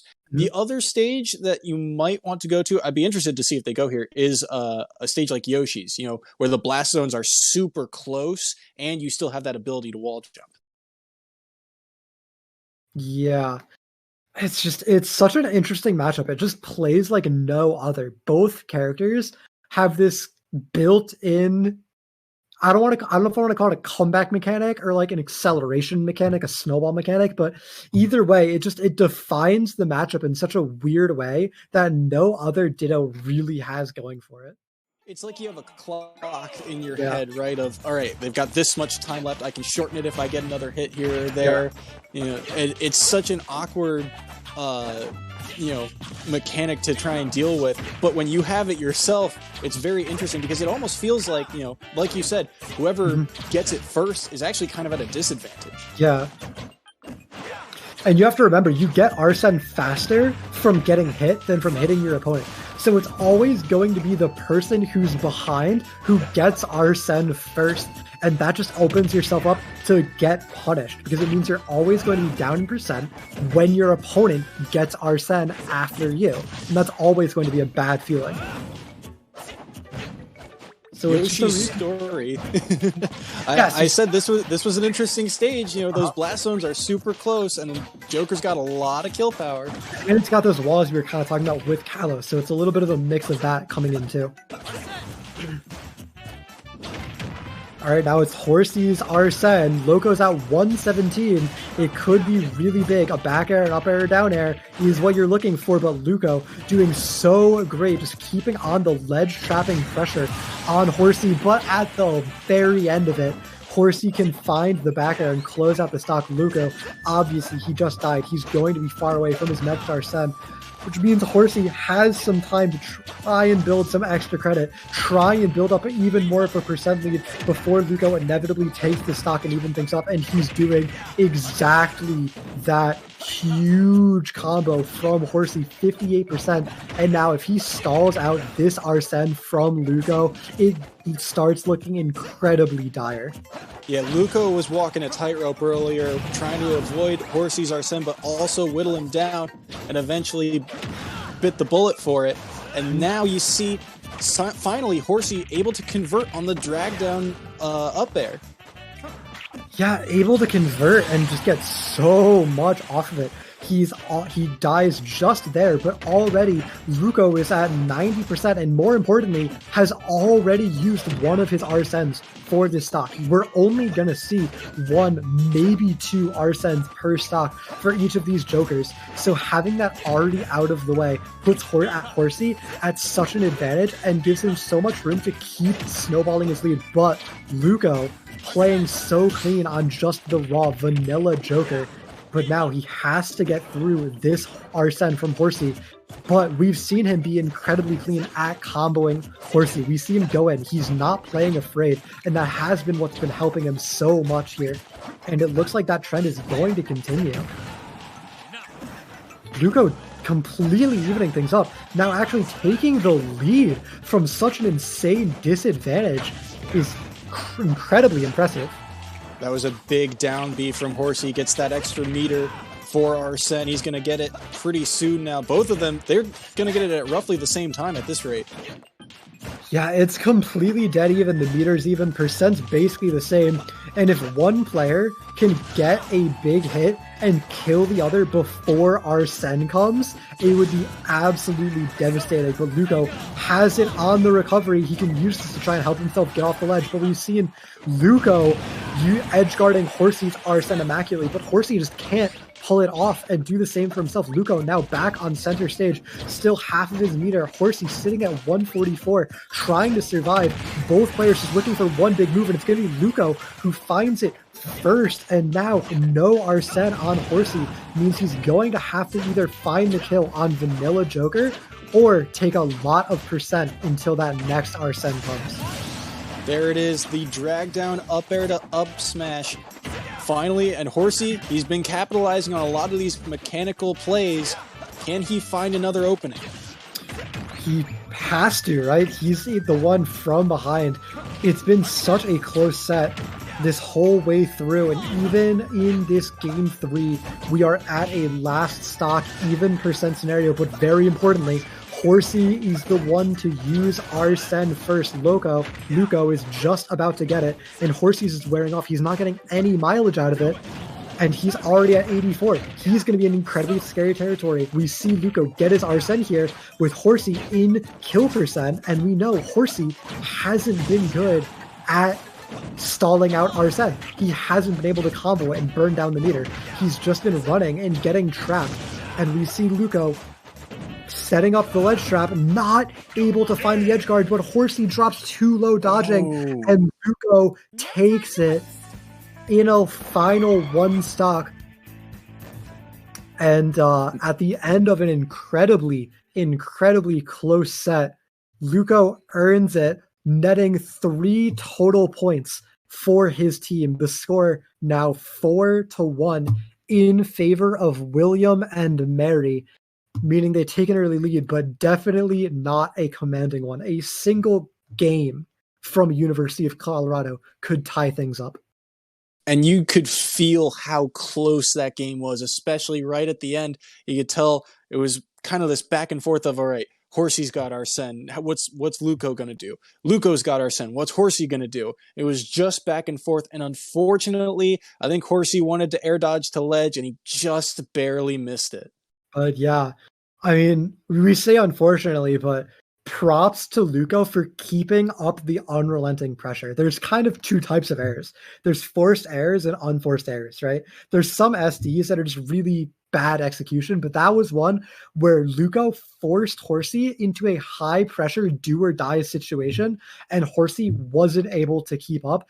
And that's not even a fault to him. That's props to Luco for being able to apply that much pressure and keep it up consistently. So and Luco definitely deserving the victory there. Yeah, and you saw Luco right at the end when he had Arsene. He knew he applied so much pressure. He went off stage, forced Horsey to make that air dodge eventually, and like you said, props to him.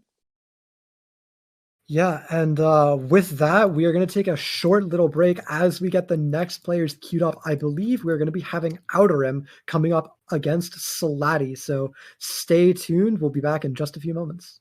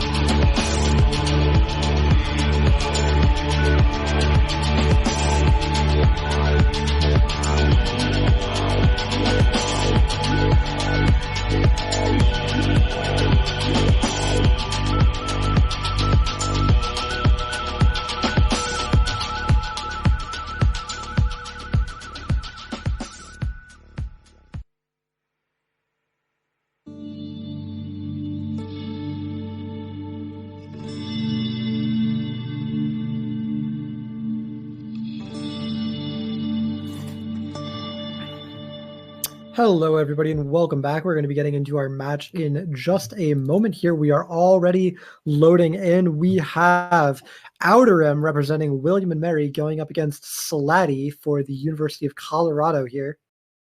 Oh, Xanda Panda. Sorry, my bad. We have Xanda Panda representing University of Colorado going up against Outer Rim on the Robin for William and Mary.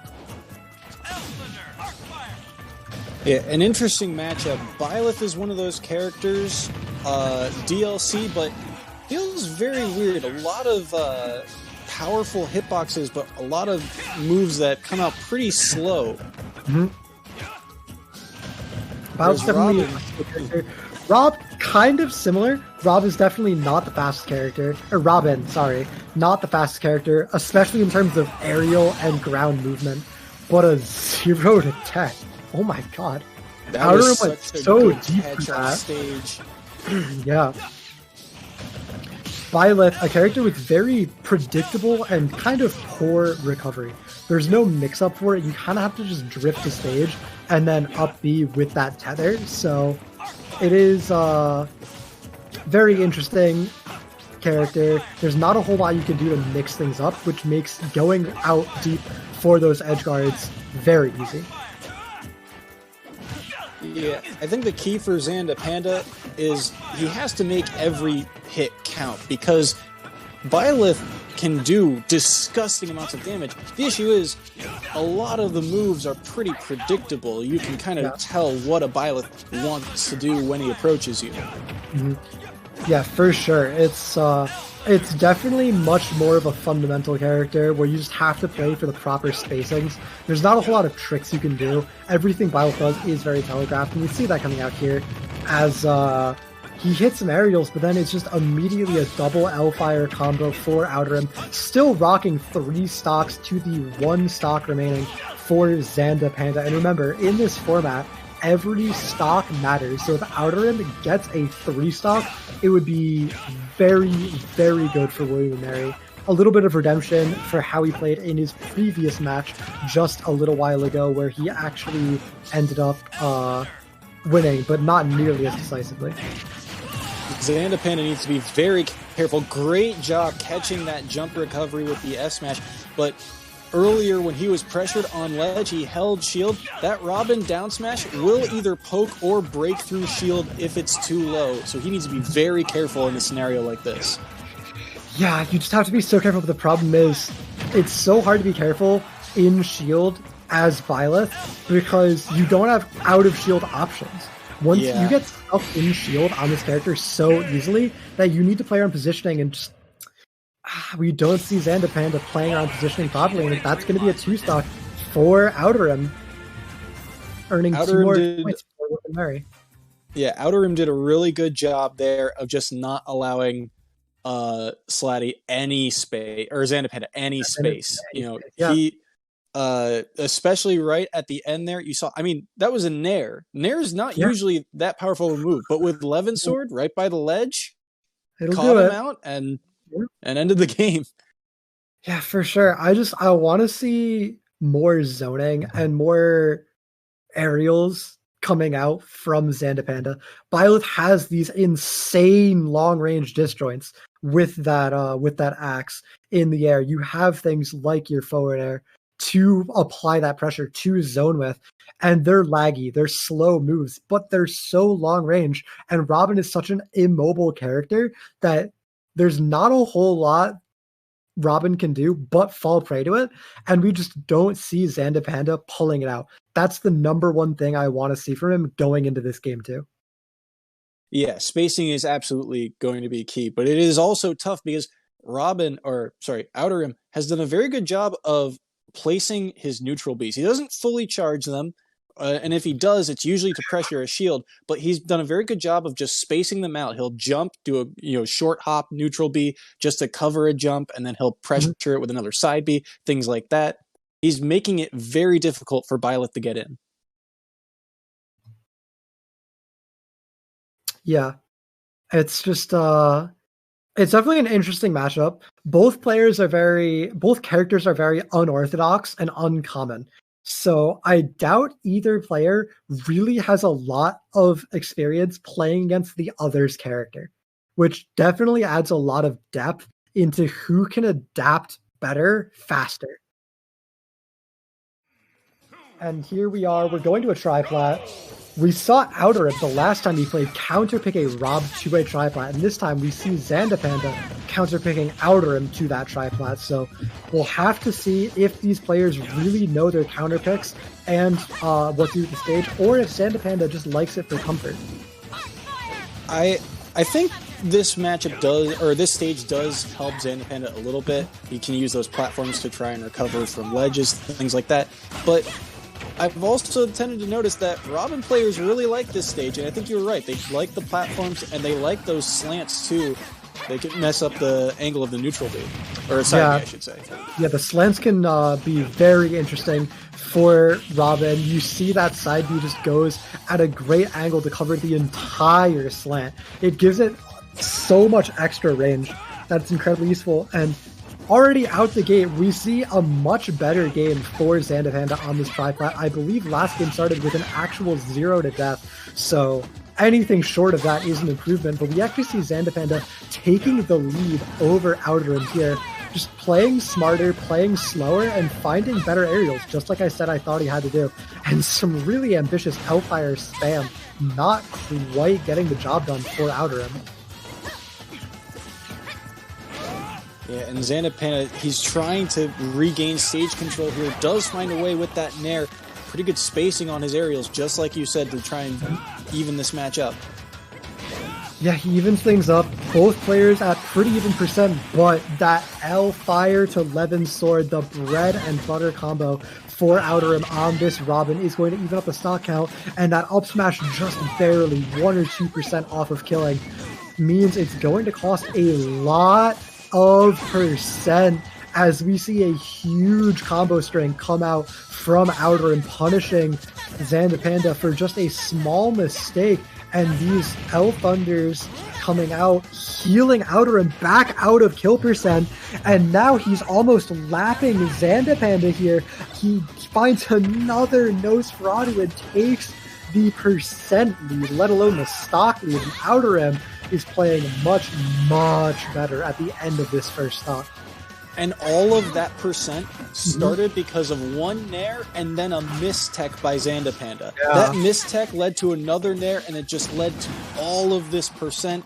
It led to a read on that down B, and look how deep. He knows he can afford to go that deep.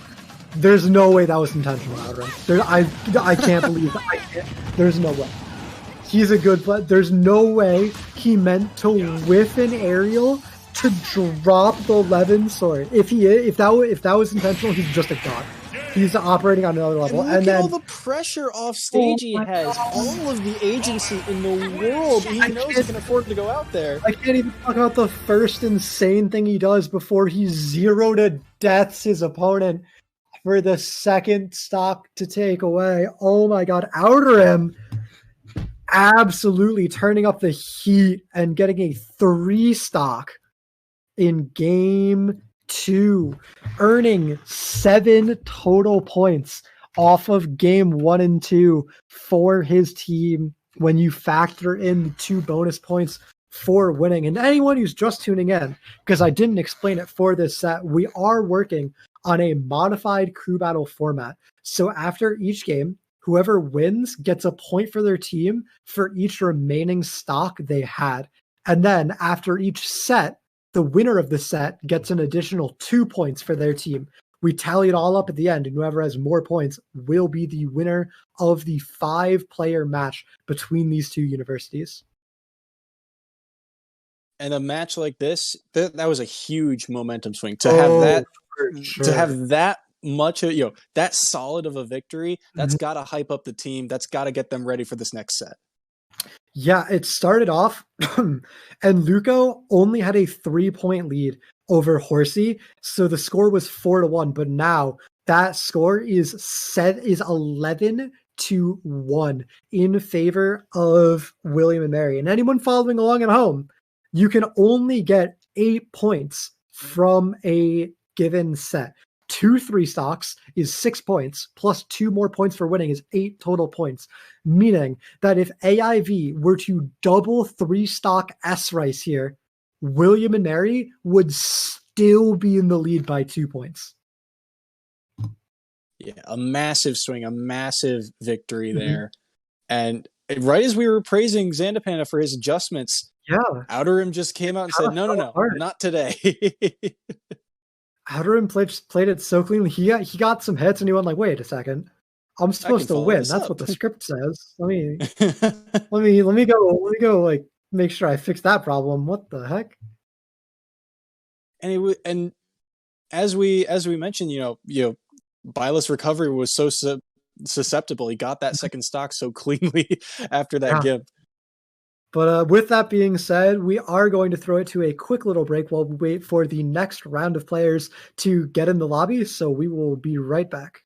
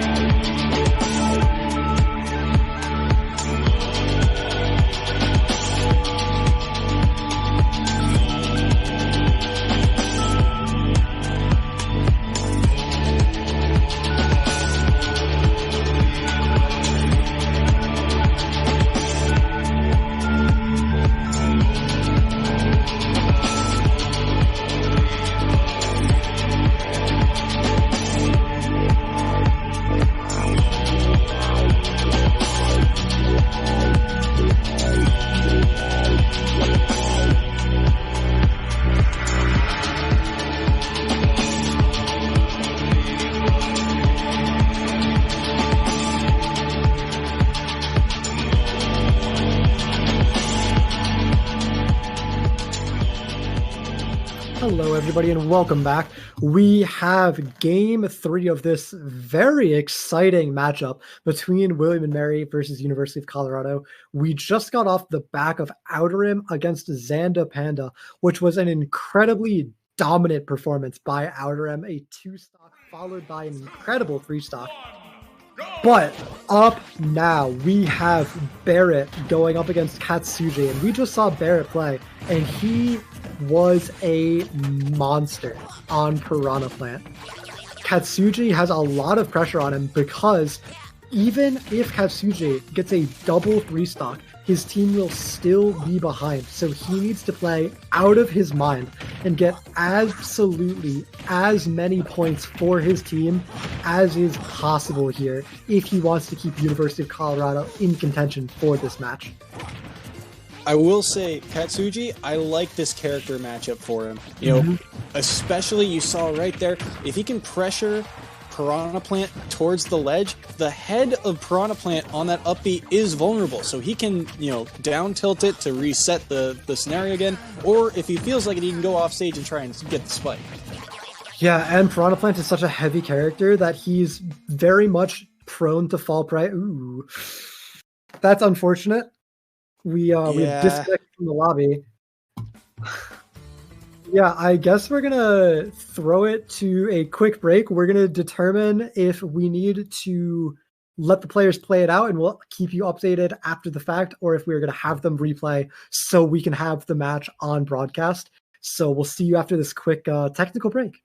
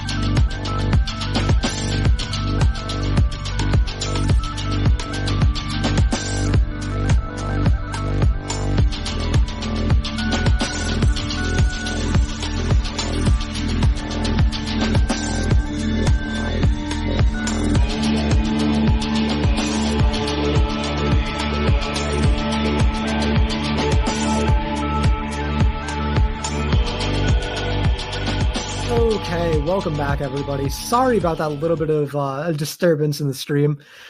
We just had the players play it out. They stayed connected just fine. It was only us who were spectating that disconnected, so they were able to play the game completely normally. Katsuji, the Luigi player, took game 1 in a 1-stock victory over Barrett, the Piranha Plant player. So he is now leading 1-0. He has earned 1 point back for his team. It is now 11-2, and we are going to be getting into game 2 in just a second here.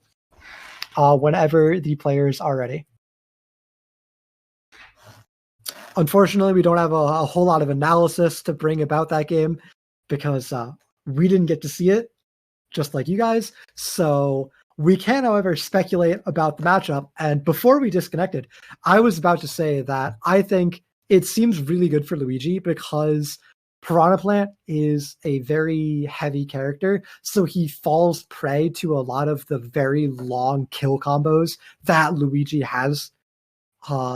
So he doesn't just pop out early. Luigi can really get a lot of value out of his moveset against Piranha Plant. Yeah, and Luigi has plenty of kill power. You know, if he can land that up B properly, his forward smash is good, his up smash. Luigi has a lot of kill options that kill off the top blast zone. Yep. So I expect to see a stage here with a low ceiling because honestly, both of these characters, a lot of kills are going up or down. So looking for close blast zones here. Yeah, for sure. Piranha Plant, obviously, with the spiked ball that sends up a lot of the time, and the up smash, most notably, is his best kill move. That kills off the top, and same for Luigi. Luigi uses up smash and the Shoryuken up B as his main sources of kill power.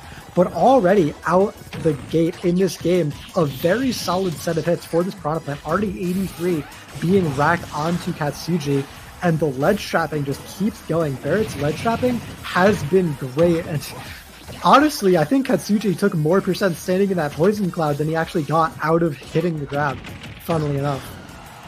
Yeah, and one of the things that we saw in the first set of William and Mary was Barrett's adjustment in game 2. He was able to just, land every single hit against the Samus player, but against Katsuji, Katsuji's doing a pretty good job of trying to space around. What a dunk! Oh my god! To down air, and that is going to be a statement of a first stop. The plunger ate the neutral B hitbox from the Piranha Plant, allowing Katsuji to safely go out and down air. That was insane, but we do see Katsuji going a little too deep there and getting pineappled himself. Luigi's recovery, very susceptible to that sort of thing. It is strictly vertical. It has no horizontal distance on it. So he is prey to those awkward angles, but still he maintains the stock lead up almost 40%, now over 40% here, and he's just looking to find one more solid combo into a kill confirm, but Barrett does not want to give it over. He's playing a great defensive game. Yeah, one of the things that is probably in the back of Barrett's mind, Katsuji's already gotten 2 misfires off that side B. Now, it's not a very common move to use, but 2 out of the 4 times he's used it now, he's gotten a misfire. I think it's in the back of his mind being very careful. Are you going to fall prey to the gambler's fallacy and say, he's already got 2? No way, it's another. It's only a 1 out of 6 the first time, right? Yeah, there are some times it is tragic when you're playing against a Luigi and they just know they have to side B back to stage, and then they misfire. His ledge trapping from Barrett is incredibly scary, but Katsuji is just not giving rise to it. He is not letting it work on him. Finally, we see the counter hit from the spiked ball killing Katsuji and evening up the percent, but an early combo gets dropped from Katsuji, meaning Barrett has a chance to counterattack, but nothing really comes of it, and we see Katsuji maintaining the percent lead, looking to get Barrett closer and closer to kill percent here.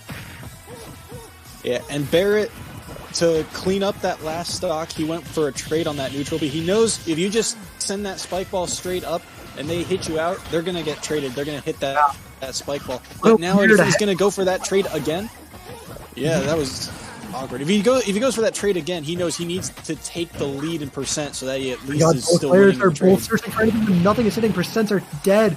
Even we see Barrett off stage. The ledge trap is not there from Katsuchi. Both players resetting neutral on center stage. Neither player can find that big opening they need. Both players getting very close to kill percent. These characters have a lot of kill power. That tornado won't quite do, but the next one surely will.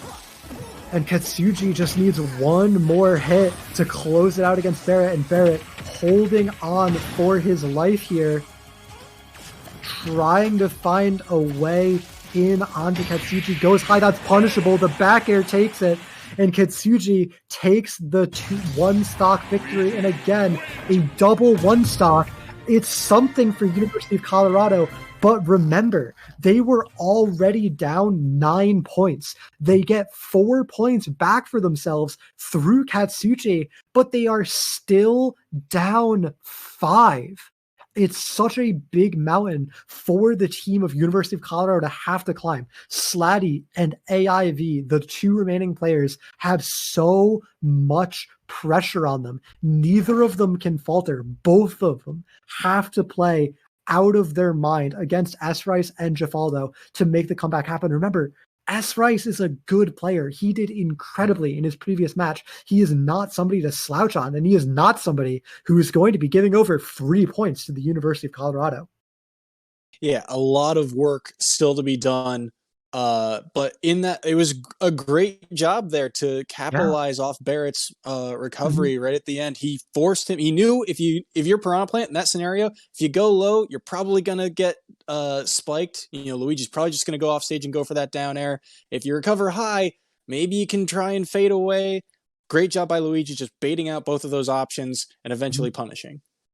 Yeah, no, it was really well played from Katsuji, but unfortunately his team needs dominant victories right now, and just eking out a small victory like that, it feels good. It's great for morale, but you need more from your other players, and we'll have to see if they're able to pull it out when we get back from this short little break while we set up the next set.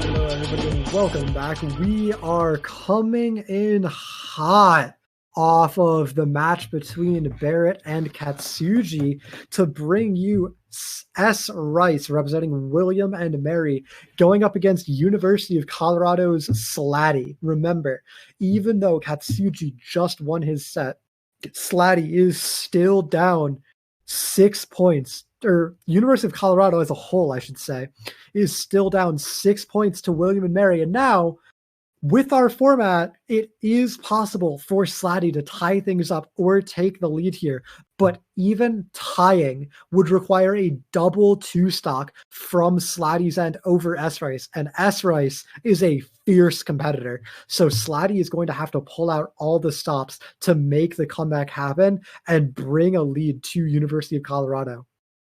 Yeah, any points for William and Mary, any points that S. Rice gets are just massive because, as we mentioned, the most points you can get for one set is 8.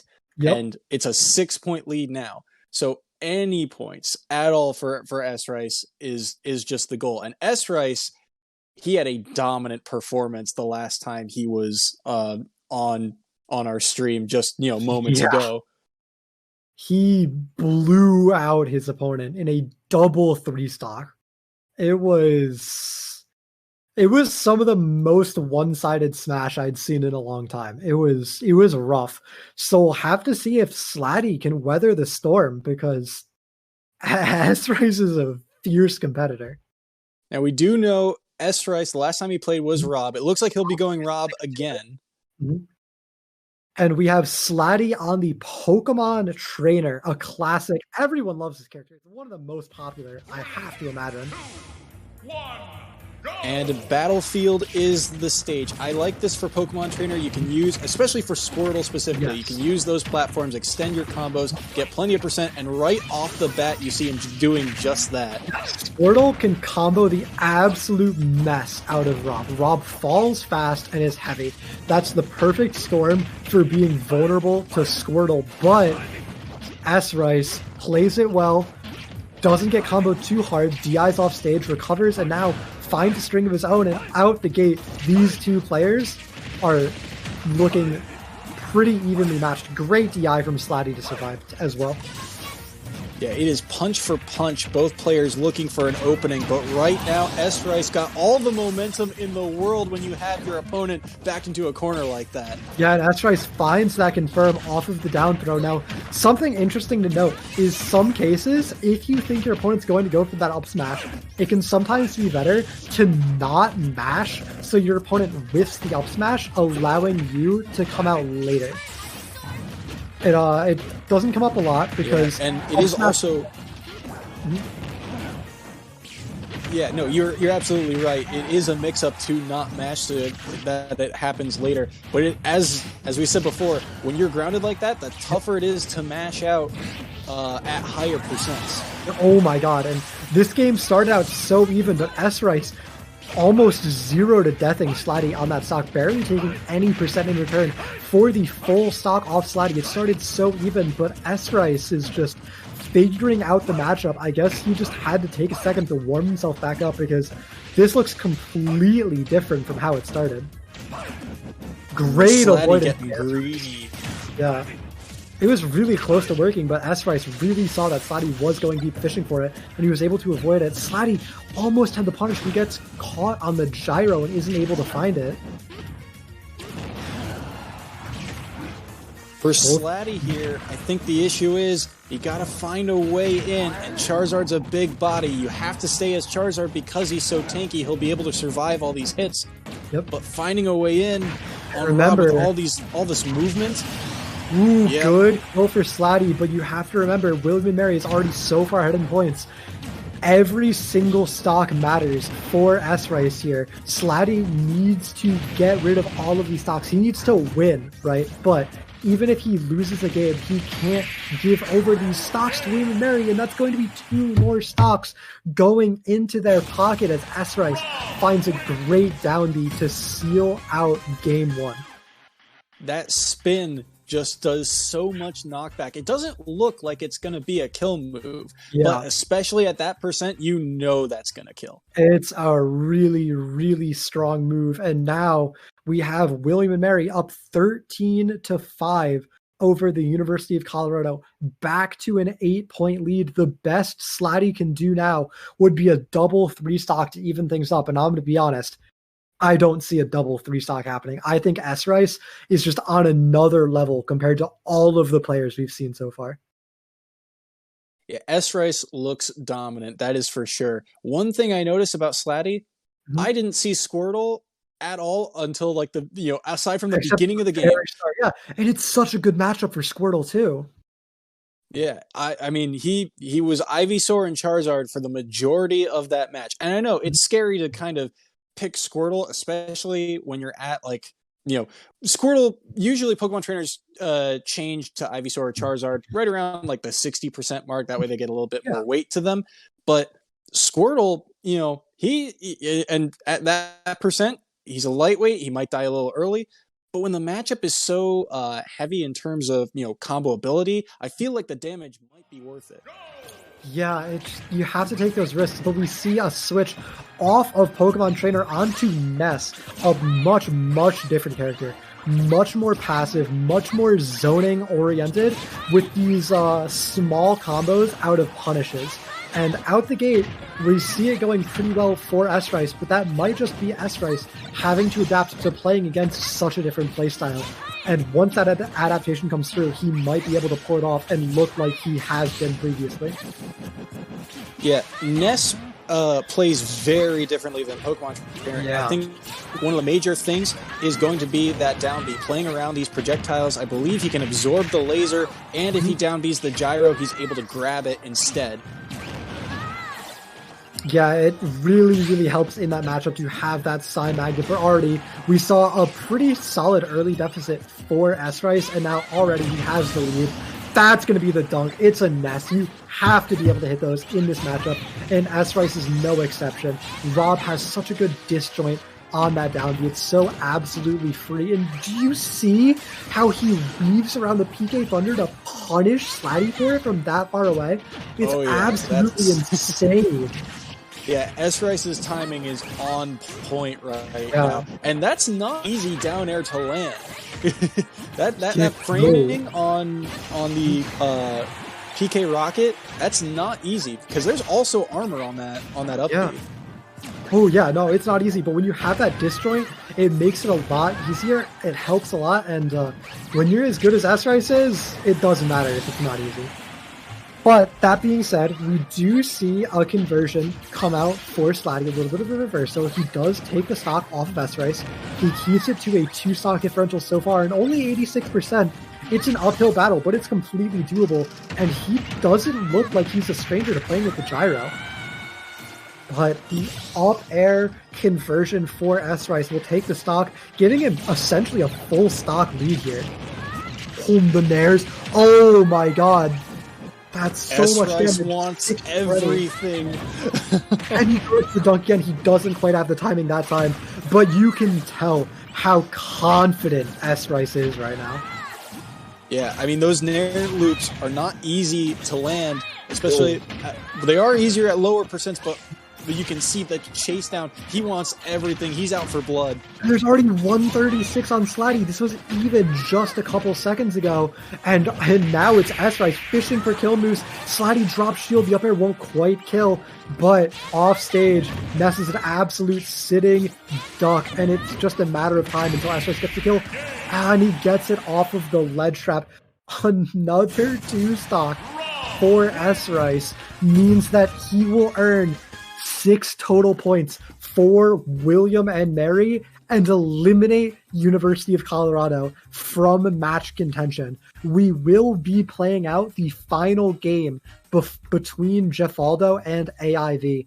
But remember, it is over. William and Mary has already won. They've secured themselves victory. You can only earn 8 points in a set, and they are currently ahead by 12. Yeah, and that was probably the most commanding two-stock I've ever seen. Right at the end there, all of the pressure in the world off stage. You can see Ness had to be so careful because if that gyro lands on the up B, he can't even recover. S-Rice had the up B recovery to ledge covered, and in the right at the end, right as Ness makes it back to ledge, he's like, okay, I'll roll in. I need to get back to stage. And all of a sudden, there's an up smash waiting for him. Yeah, it's just S-Rice is on another level. I can't wait for next week just so I can see S-Rice play again. It was actually insane how good he is, how perfect every setup he was doing was. But that being said, he puts William and Mary on his back. He secures them the victory. And we're going to bring you Jeff Aldo versus AIV, the match for the bragging rights, the match for redemption in just a little bit after another quick break.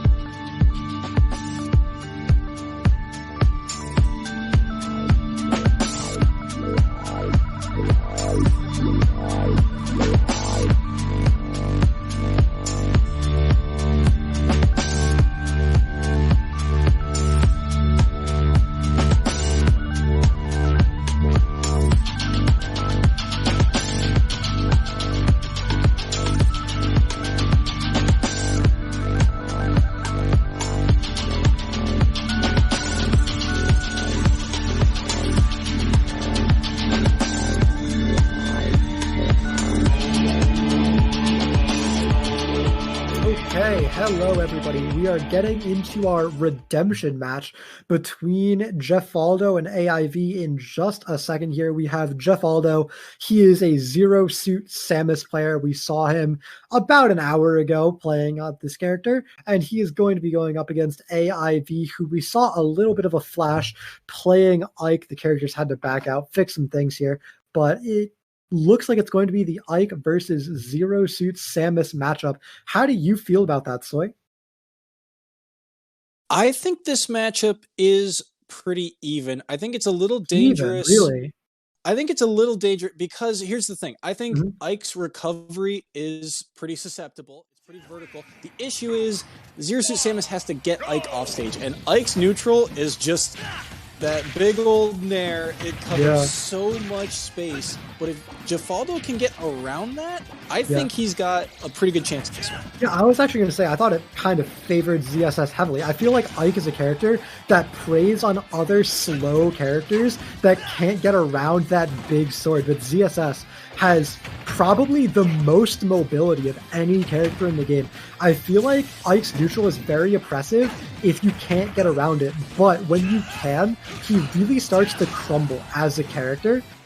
So I expect to see Jeff Aldo being able to play around it. But that being said, that doesn't mean that skill doesn't play a factor. And so far, AIV has done a really good job of placing hitboxes in the right spots to catch out Jeff Aldo's movement.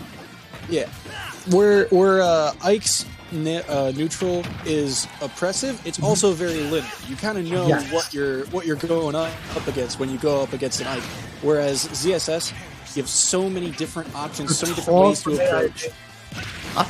He's feeling himself a little bit. The dash attack is going to kill. It's going to take the first stock.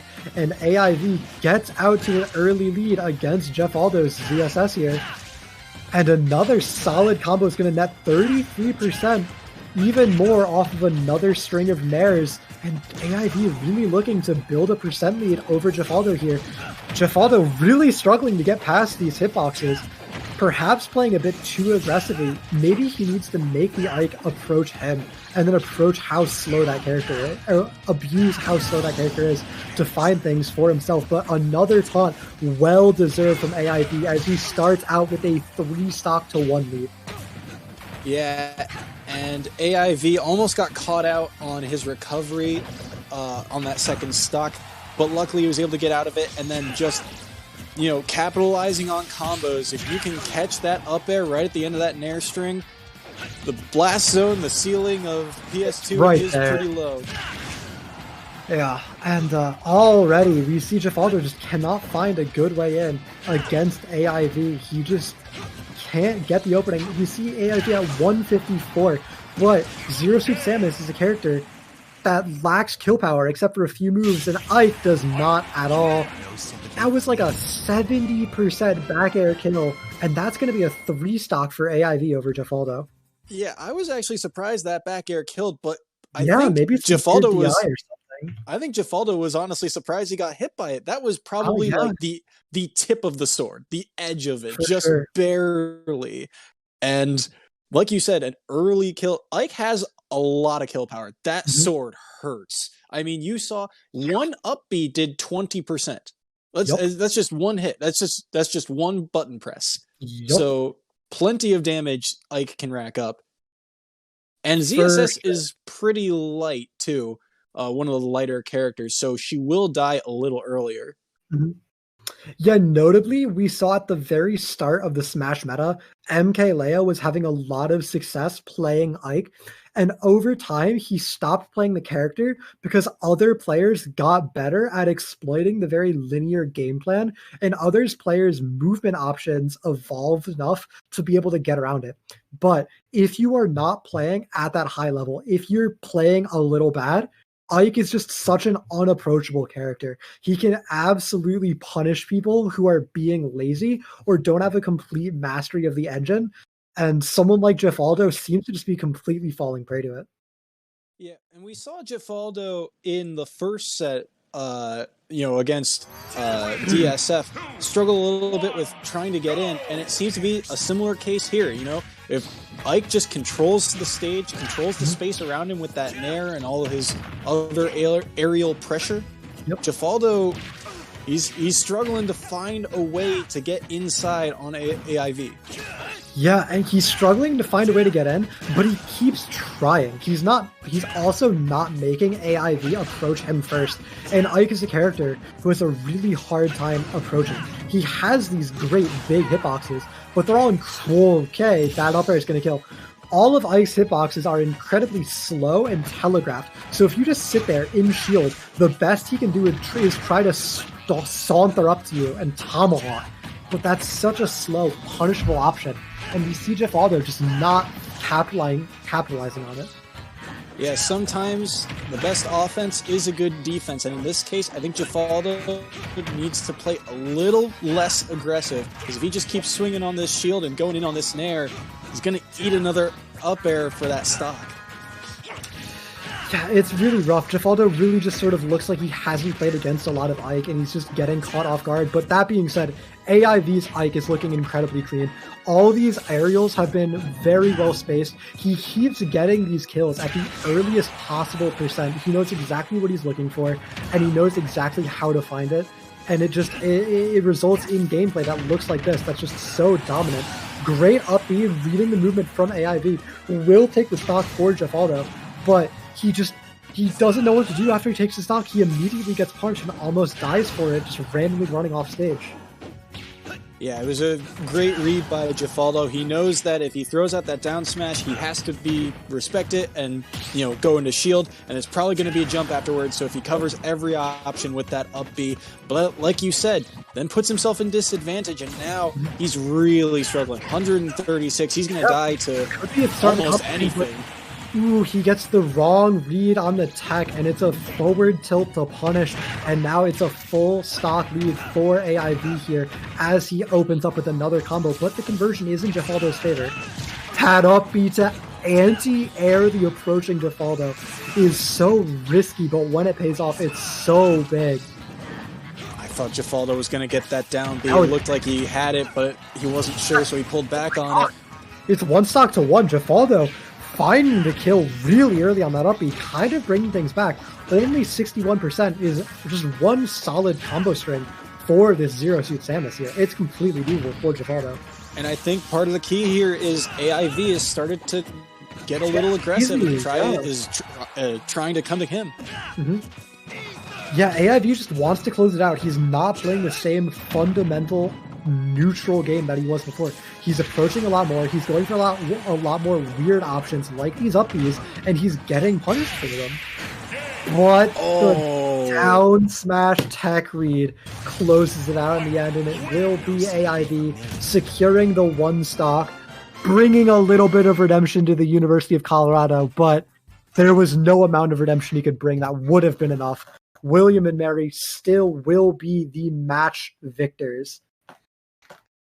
Yeah, solid showing from both of these teams, especially from William and Mary. Mm-hmm. They had some dominant players, and right at the end, Gefaldo was making a comeback. He was making the adjustments he needed to make. Yep. But right at the end, got a little too aggressive. Sometimes you just want to roll in on your opponent. And right there, AIV read it. Yeah.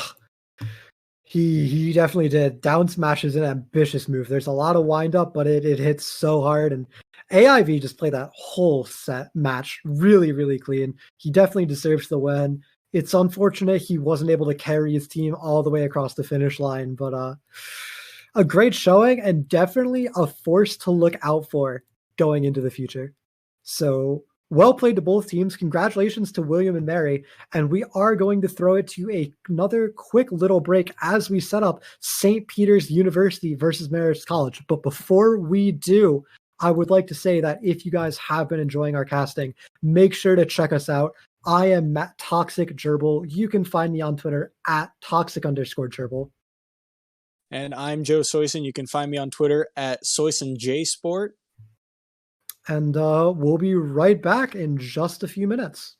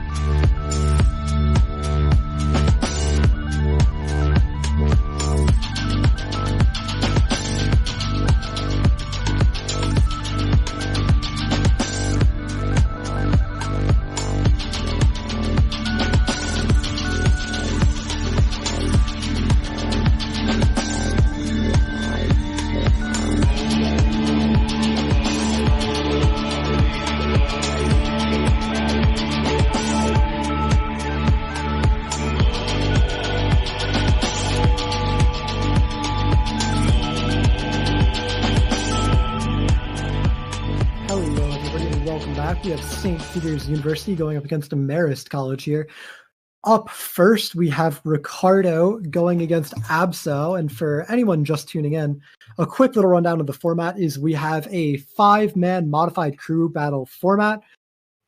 Each player will play a best of 3 against a player from the other team. After each game in the best of 3, a player will earn points for their team based on how many stocks they had remaining. And then if they win the best of 3, they will earn an additional 2 points for their team on top of that. That being said, we are going to be getting into this first match between Ricardo and Abso in just a second. Now, both these players made it fairly far in the EGFC tournament last year, I believe. Marist College even making it all the way to the finals, if I'm not mistaken. Ricardo, of course, a very notable player. He was, I believe, a Captain Falcon player at least last year, and he had some really incredible clips that he was able to get. He was definitely a montage hype player. So I'm excited to see him play again because it's always great to see him playing.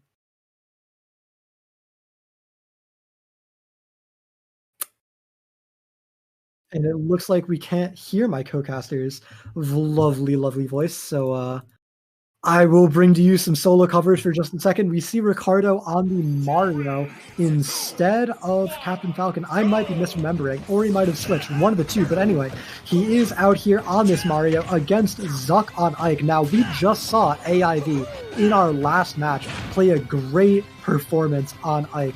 And we'll have to see what happens here, as it looks like there's a little items are actually on the lobby. So we're going to remake the lobby real quick, get that fixed and sorted out. We're going to cut to a short minute break, not long, and we're going to get that sorted out.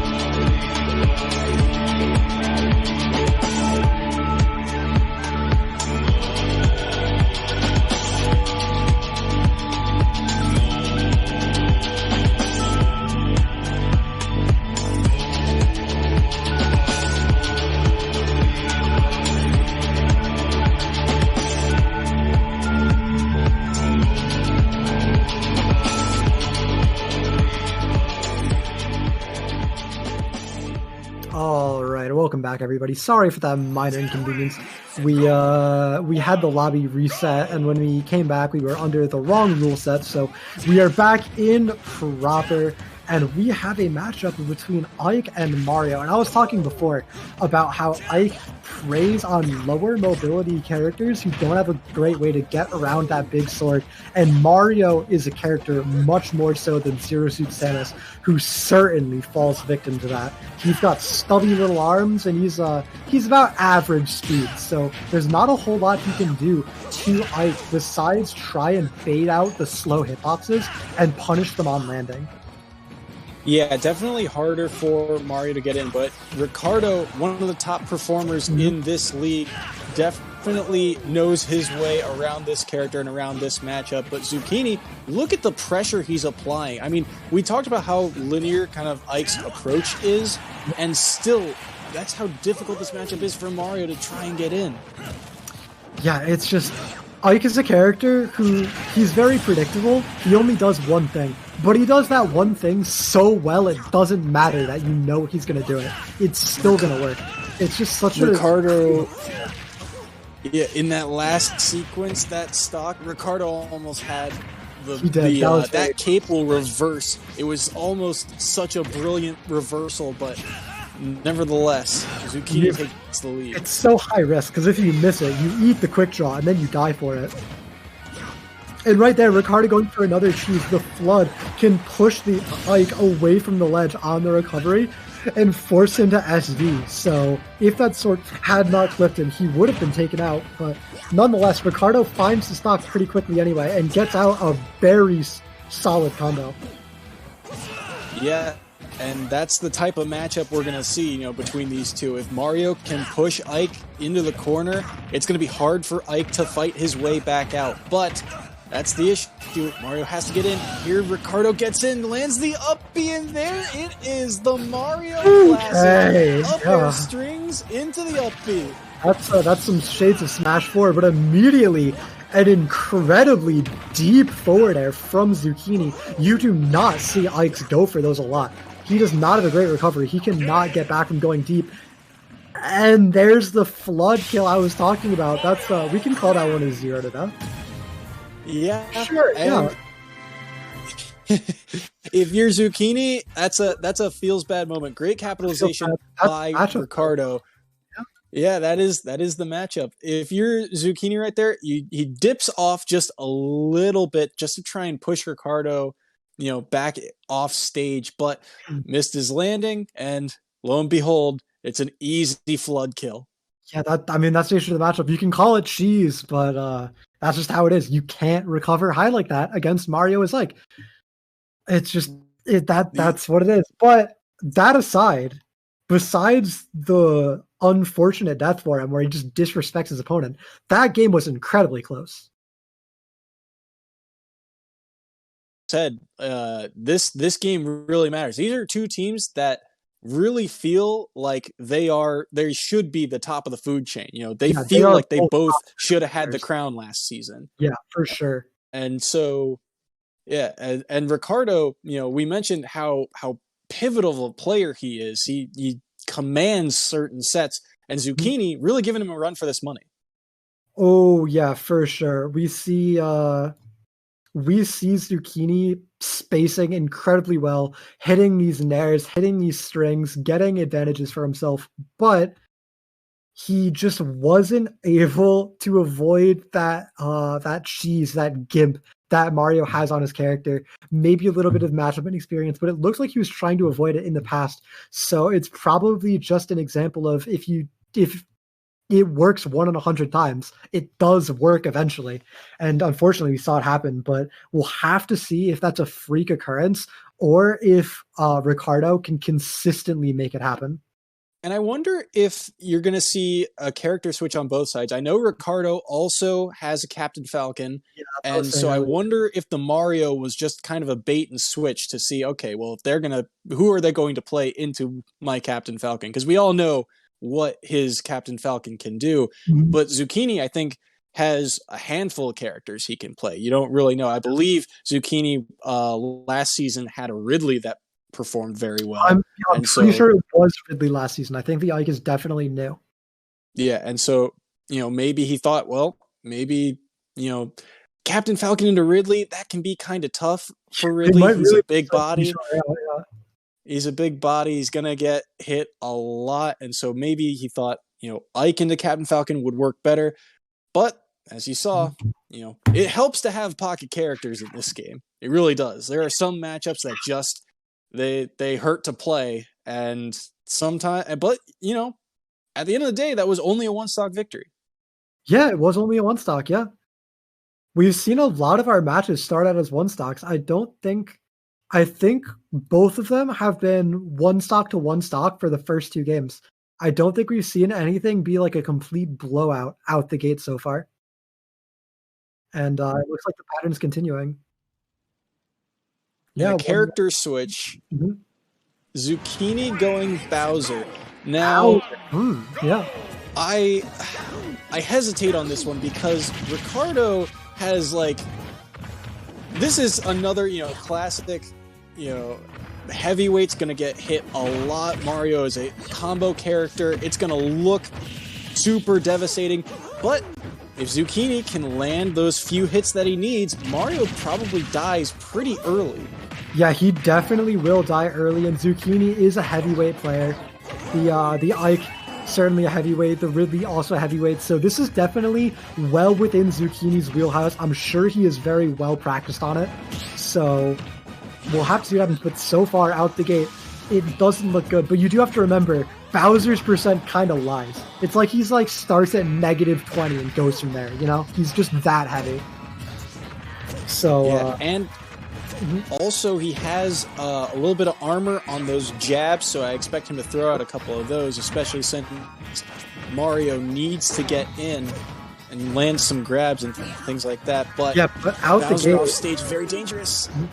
Yeah, out the gate, we see just the percent being absolutely racked up by Ricardo here, almost double Ricardo's percent on Zuck. And an offstage edgeguard scenario, the high recovery will save Zuck, and now the back throw could do it. Good DI from Ricardo saves his life. Zuck predicting a low recovery, but Ricardo not giving it to him, and now both players solidly within the other one's kill percent, and it's going to come down to whoever finds the big blow first. And it is going to be Zucchini finding the big hit before Ricardo, and Ricardo not able to find anything to even it back up, and we need to see if Zucchini can make any extra credit happen. He won't, and now it's dead even, 2-stock game looking like Smash 4. And this is the nature of the match. Oh my God, he went goodness, for it. Ricardo wanted everything with that forward air. But this is the nature of the matchup, you know? Bowser's going to look like he's going to get destroyed through the first half of the stock, and then all of a sudden, if Mario can't find a kill move, Bowser's going to slowly work his way back into the game. Ricardo has to be able to find a way to end these stocks once he gets all that percent. Yeah, Bowser's a character that really farms the rage mechanic. He's so heavy that by the time you kill him, he's almost guaranteed to be max rage, and the recovery from Ricardo goes too low. I think Ricardo thought he had a double jump. I think so too, but he did not, and he just dies for it. And now Zucchini, a really, really big opportunity to build up extra percent. We saw he only lost his last stock at 170, 180, so he still has some extra longevity on this stock to hit Ricardo, extend his lead further, and he's doing exactly that here with that upbeat. One of the things you'll see Bowser's do a lot is that up B at a shield. It is so good because it comes out so quickly and it racks up so much damage. But He goes too low. that's twice in the same set. Both of these players may be playing a little nervous for their first A game. little bit, maybe. It's very close.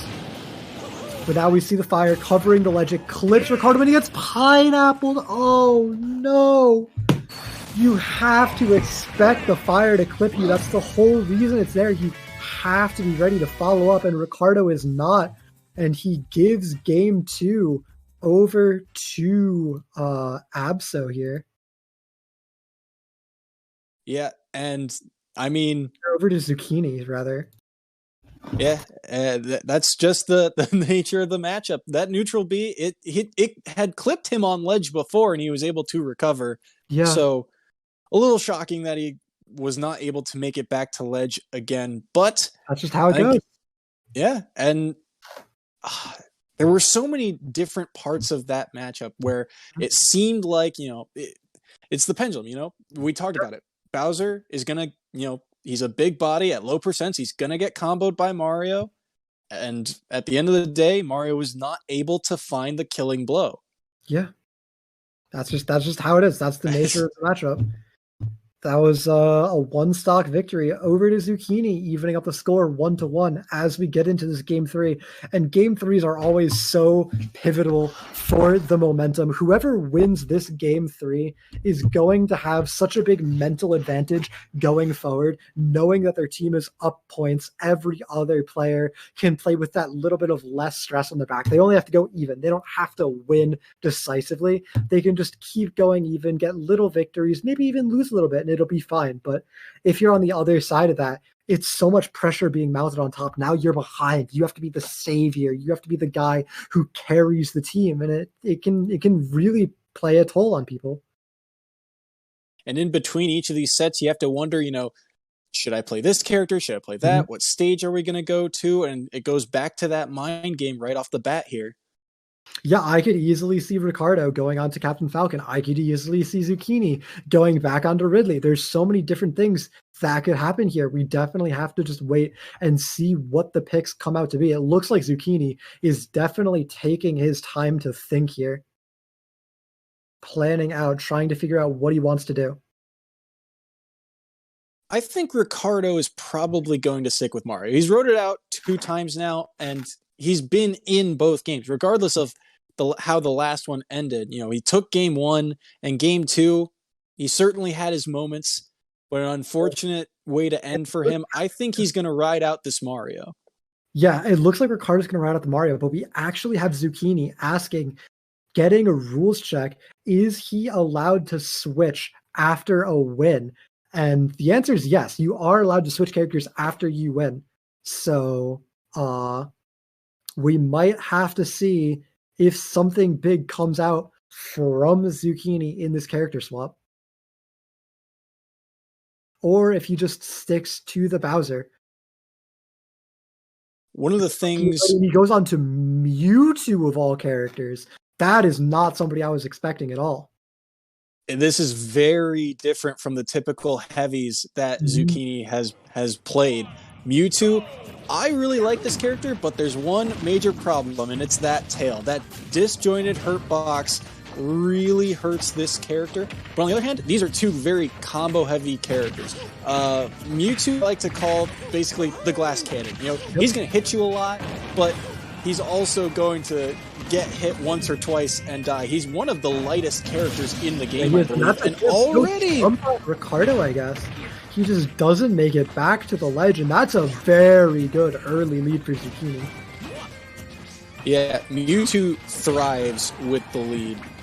So long as he can maintain this pressure, and he's got all the range in the world. Now, he does have to deal with Cape. There goes the lead. That's some suspicious DI. Not expecting forward smash at all. He just flies barely out the end of the blast zone. And now on a it's stage like this, you do have the ability to wall jump. Yeah, but barely. It's only in certain spots. It's not all the way up. Very awkward. We see Zucchini eating another forward smash, stuck off stage, trying to get back, just floats back onto center stage, sends Ricardo off. And it's Zucchini trying to abuse that tail, but he's not finding anything clean like he did in that first stop. This is a super pivotal point for FD. You have to be able to find a way back to stage, and both of these characters really look for capturing other characters' landing options. Yeah, they love to capture landings. They love to go deep for edge guards as well. It's a very interesting matchup in that regard, but we see the Shadow Blow is the wrong way. An accidental B reverse is going to get a huge punish out of Ricardo and even things straight back up again. It is now 1-1 game 3 once again. It just keeps happening. It feels like whoever gets that first hit is just going to be an advantage for a while, because that's... Yeah, Ricardo's got a big percent lead here. Zucchini dipped super low. That up B was dangerous. Didn't grab the ledge. Ricardo couldn't get there in time. And now it's Ricardo stuck at the ledge. A big grab is going to reset to a ledge trap situation. Ricardo going to get back to the ledge again. Zucchini not able to find the ledge trap this time, and the roll behind forward smash secures it for Ricardo, giving him the lead, giving his team the 3-point lead once again. It just keeps happening. Every single match has started in this exact same manner. And right there, right at the end, you saw Mewtwo do what we saw at the very beginning of the day, hold jab on ledge, and the player is able to escape and roll away. And there's just so much end lag on that rapid jab. Ricardo will punish that every single time. He will for sure. And that is going to be that's going to be St. Peter's University in this pivotal match. Both these teams are some of the top tier teams in the league, and they need to get this head-to-head victory if it comes down to tiebreakers. This is such an important match for both teams, and starting out 4-1 is such a good morale boost for St. Peter's University. I was talking about it before. Now all the other players can just sort of go into things with a load of pressure off. They can just play well and not have to think about it. So we'll have to see if Azumi can continue this momentum for St. Peter's University up against Marist College's Anagram, or if Anagram will be able to pull it back and give Marist the lead going into Game 3. Stay tuned to find out. We're going to take a quick little break while we get the game set up.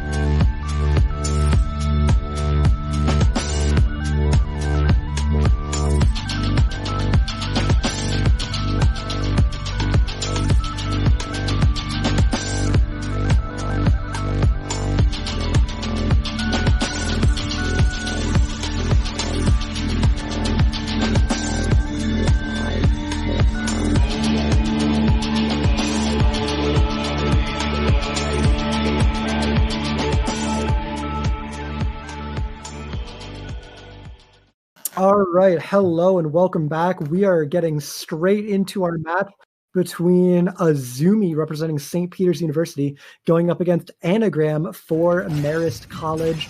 Azumi, of course, on the Fox, and Anagram on this Lucas. Now, Anagram's Lucas has come up in the past, and it has looked very clean, but it's looking a little bit off form right now as Azumi breaks away with an early percent lead here. Yeah, this stage, I think, makes this matchup very volatile. Again, catching landings is one of the things that's going to be very pertinent in this matchup. It's going to be very important for both of these characters to find a way back to stage. Of course, Fox has a pretty good recovery, but it is pretty linear. You can kind of tell he can angle his up B, but right now Azumi making a lot of use of the side B up high in the air. Yeah, we see a lot of use of this high side B, which is not something you typically see, and maybe something that's very much catching Anagram off guard. And there's the ledge trap for Azumi. Fox, of course, a character known for his ledge trapping. He fishes for the up smashes on rolls, the back airs and the up airs on jumps, and then up smashes or grabs on neutral standing get-ups.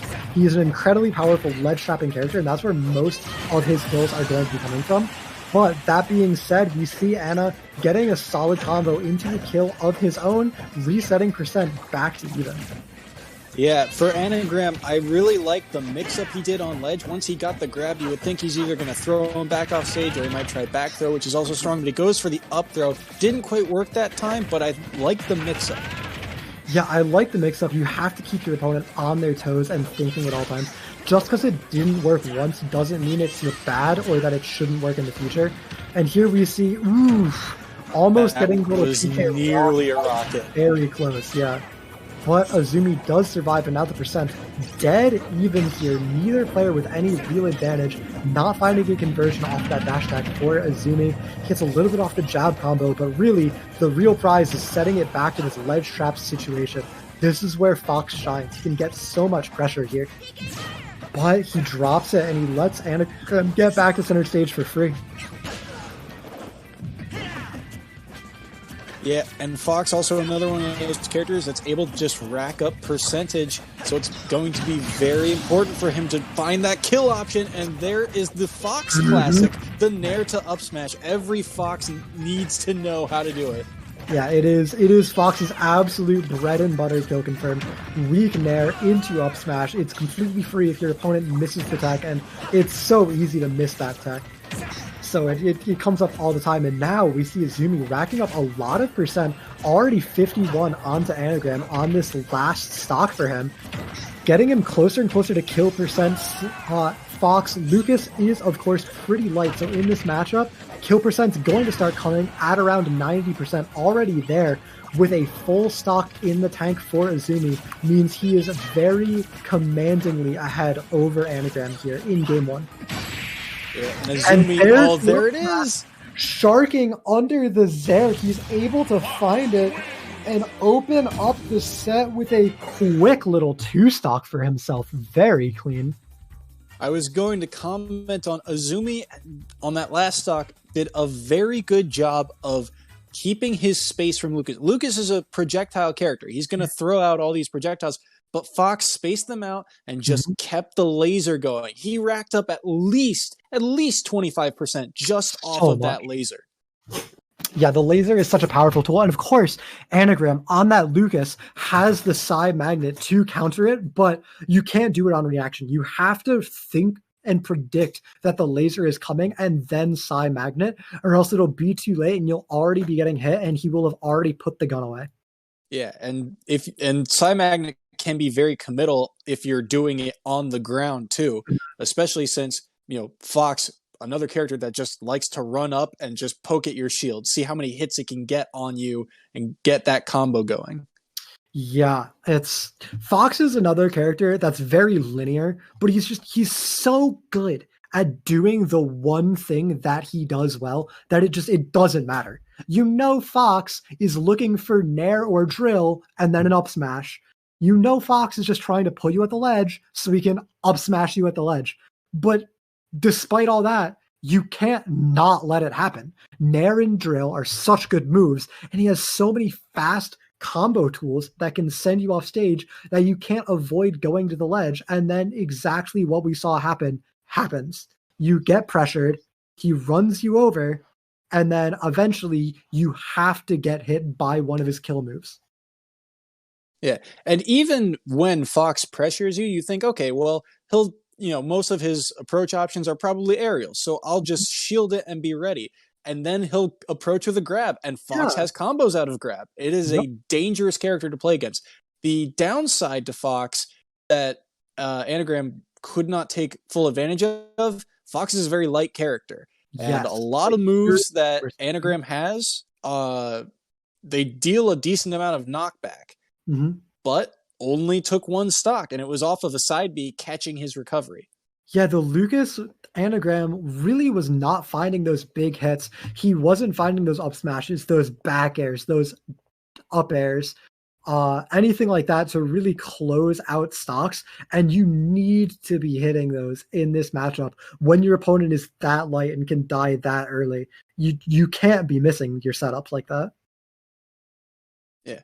Well done for Azumi. I think the adjustment for Anagram, if Azumi's going to play this kind of patient neutral, laser you for a while, and then go in for his kill setups and his combos, I think the plan is you have to make every single hit count and get this Fox off stage. Fox has a good recovery, but it's also very predictable. And so if you can get this Fox off stage, I think that's the game plan. Yeah, even just something as simple as naring the ledge when he tries to side BN can really catch him out and apply a ton of pressure to him that he has a really hard time beating. He has to read the option you're going for, and especially with something like a Lucas Nair that you can do in Rising in such a good arc, it can cover so much space that he wants to be occupying that it can really gimp his recovery. And then PK Fire can really mess with the up Bs. You have that solid disjoint, that solid projectile at that nice angle that hits below you that you can use to catch him out when he starts channeling that. And Lucas PK Fire has a little bit of knockback to it if you do it in the air, which is how you saw Anagram take that first stock. I'm curious to see what type of stage we'll get next, because FD seemed very volatile for both of those characters. I would imagine we're going to see something like a Smashville. Fox really likes flat stages. We just go back to FD. I guess Anagram really thinks stage isn't the problem. I know Lucas likes flat stages as well because it lets his projectiles get such good value. There's nowhere to go against the Zairs and the PK Fires, but the downside of it is there's nowhere to go against the lasers as well, and there's no platforms to retreat to. It's just you face to face with a Fox, and that is not where you want to be. Yeah, and once again, you see Azumi keeping his space, getting some lasers, and then eventually he'll find his way in, get that jab and a shine to get Lucas off stage. Yeah, but he doesn't go for any kind of edge guard or ledge trap, doesn't want to risk it. He knows he's at low percent, and contesting Lucas off stage is it's too risky. But he does keep extending his combo, building more damage. Great nair from Anagram to take back center stage and get his own combo back onto Azumi. Azumi goes to the ledge, but can't find anything off of it as both players just reset to neutral here. Another solid little hit, but the ledge traps for either player just aren't connecting. Yeah, and Fox being off stage against Lucas is very dangerous, especially since a lot of Lucas's moves can clip that ledge. The issue is, Anagram doesn't really have the time. Fox is recovering so fast. Yeah, Fox's recovery, it's very exploitable, but you have to read it. It's very quick. So it's easy to punish if you're already there. But the problem is being there in the first place. Ooh, that was an up smash for sure. Azumi read the wrong option. He was standing in the perfect spot for the up smash, but he dashed in and missed it. And now both players very solidly in kill percent. Up throw from Lucas will do it. Anagram taking the lead here. And now he has these great projectiles on FD that Fox has such a hard time avoiding, with which to build a percent lead. But he air dodges. He finds the angle to make it back to the ledge. And Azumi is just waiting for Anagram to make it back.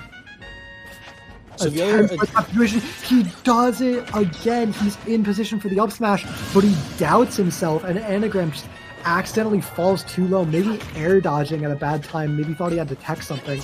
But either way, percent back to almost even, just a little bit of a lead for Anagram. So the other adjustment that Anagram is making is he's recovering low, because he knows that Fox doesn't have, although Fox is a very good edge guarding character, he doesn't have a whole lot of options to cover low. So long as Anagram continues to do that, he'll be able to make it back to the ledge. The issue is, eventually Azumi is going to be able to read that roll in and land that up smash. See, the thing is, I think Fox can beat the low recovery. I want to see, he has really great mobility, both horizontally and vertically with his fall speed. Great 2-frame, by the way. Really, really great. But I want to see Azumi on this Fox go out and either shine spike or dare Lucas when he goes for these off-B recoveries. You have plenty of time to get there. Fox is an incredibly fast character. You can make the gimp happen, but Azumi just isn't believing in himself enough to go do it. It is risky too, especially if you consider that up B is going to come out from Lucas, and if he lands that PK rocket to get him back to stage, it's going to be a lot of damage, but what a back air indeed. And that's a 2-stock victory for Azumi.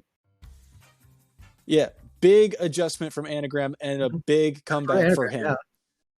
Yeah, that's a 2-stock victory for Anagram. We were saying the stage was bad. We were saying Azumi was playing clean. It looked like he knew the matchup pretty well, but game 2, the complete salty run back, same stage, same everything. And it was Anagram taking the victory, getting his 2 points back for his team from Azumi. And we're going to another game 3 in just a moment as both these players go through bans once again and figure out where we're going. Yeah, great adjustment from Anagram. You know, he made his hits count, and finally he was able to get Fox off stage and catch him on his recovery to ledge. A couple times we saw Fox was able to get to the ledge in time, but eventually they ran into a scenario where he's able to get that 2-frame, and that down smash, super powerful. Multi-hit, plenty of knockback. It's really good. And it pokes through shield, I believe, when on stage. Mm-hmm. All right, the bans were Smashville and Kalos, and looks like we're running back to Final Destination for a third game in a row here. Both these players were really liking the stage in the matchup. It was the neutral pick, and it's both players' counter picks. Yeah, should be very interesting to see. I think you're right. I think for Azumi, one of the things is going to be you're going to have to challenge this Lucas off stage eventually, because this neutral game is going back and forth and it's inconsistent.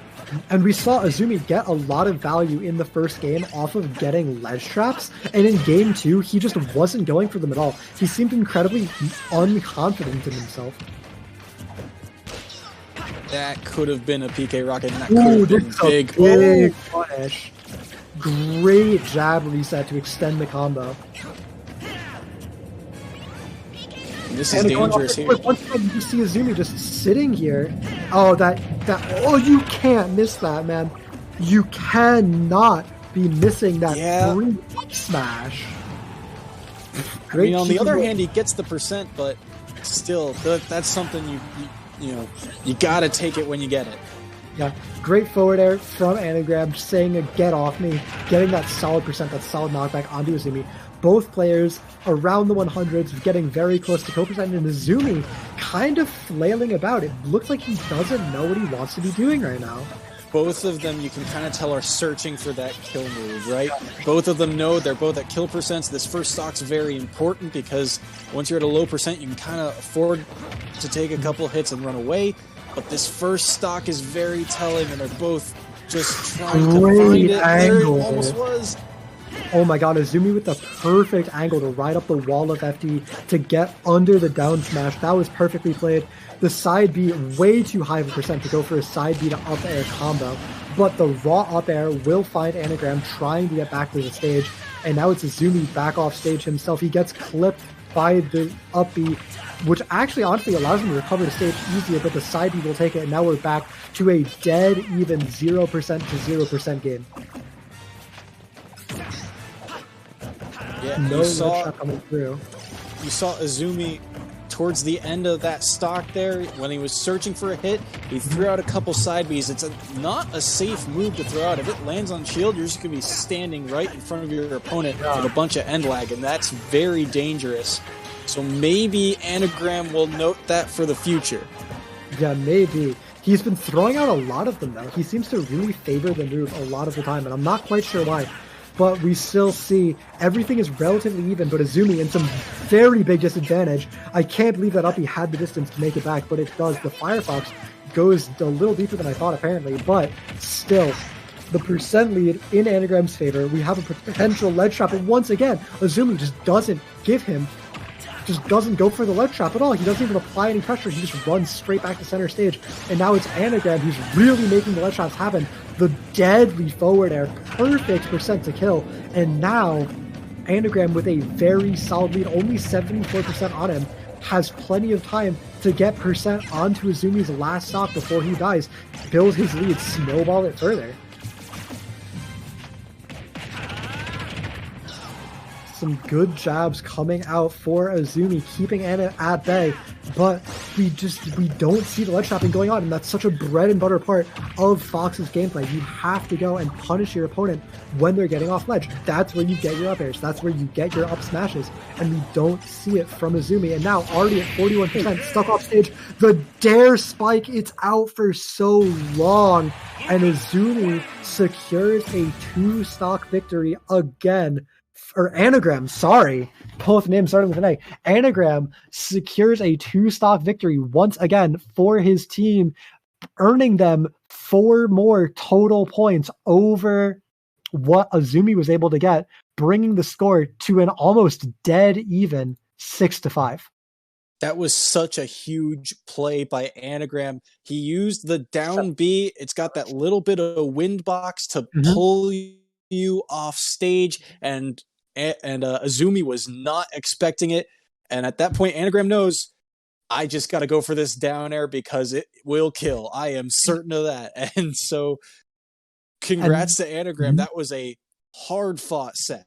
And importantly, Marist College, with that set, has now taken the lead. Marist Anagram earned 6 points for his team, whereas Azumi only earned 2, netting them 4 points, bringing it from 4-1 in St. Peter's favor up to 7-6 in Marist's favor going into game 3.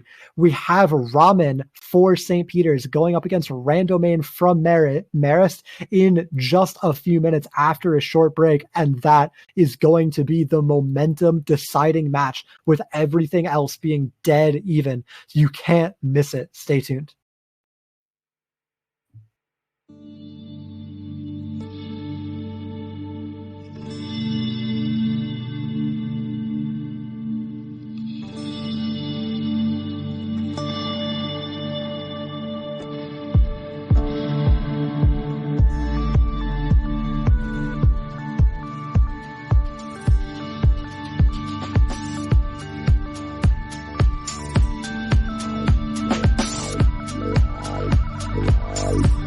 Bye.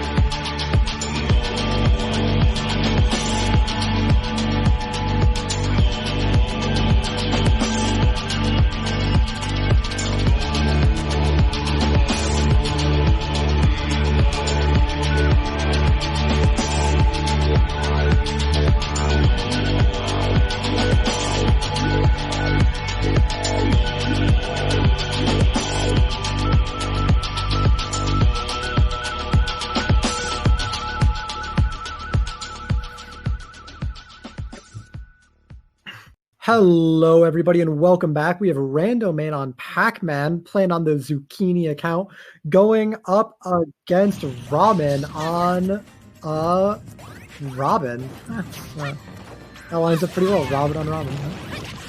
Yeah.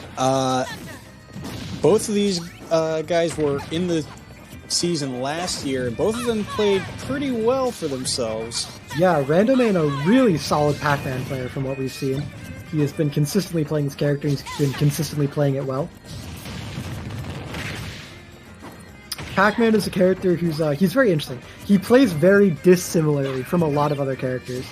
He has a lot of his own tricks and gimmicks up his sleeve, and it really changes the game around him whenever he's in it.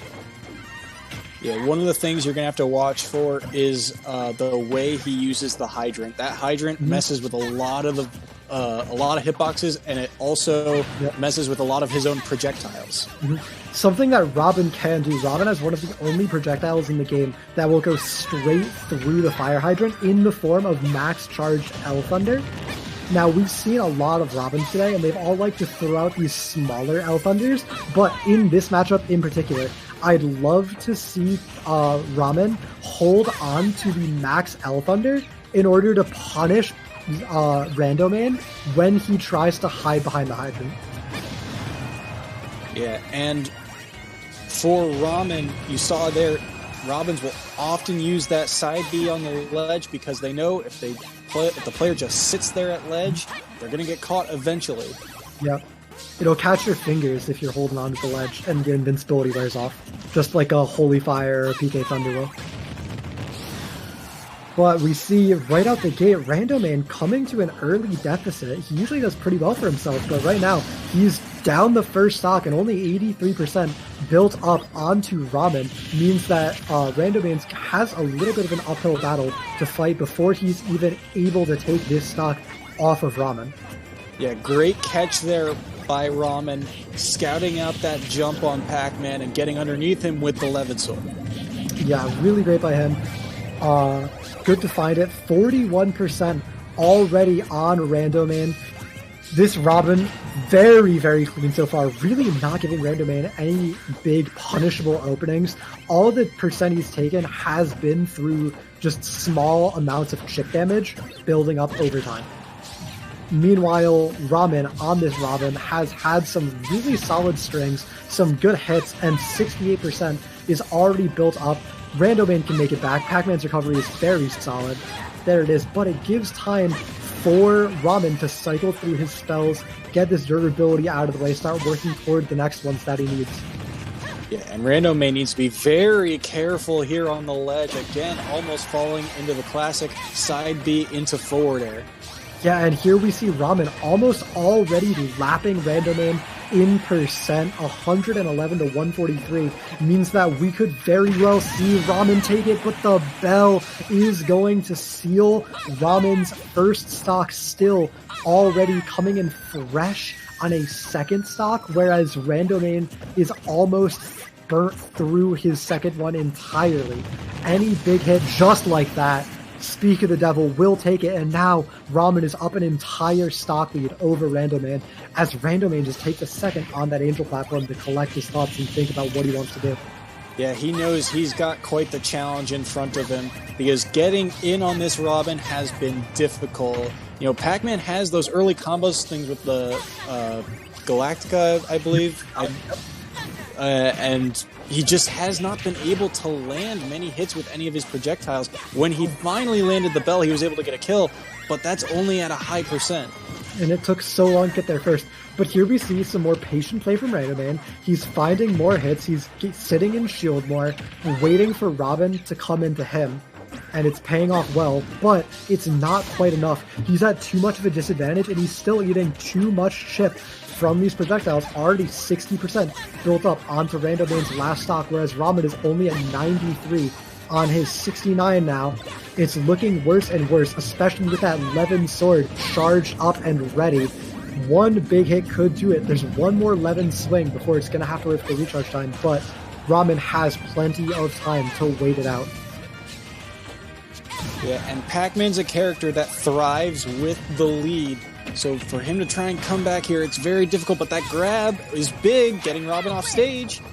It gets him off stage, but the great recovery mix-up gets Ramen back, and he stands his ground and finds the Levin back air and closes out the 2-stock victory in Game 1 over Randoman. Very, very well played from Ramen, bringing St. Peter's back into the lead by 1 point. Both teams dead tied, towing the tightrope between each other.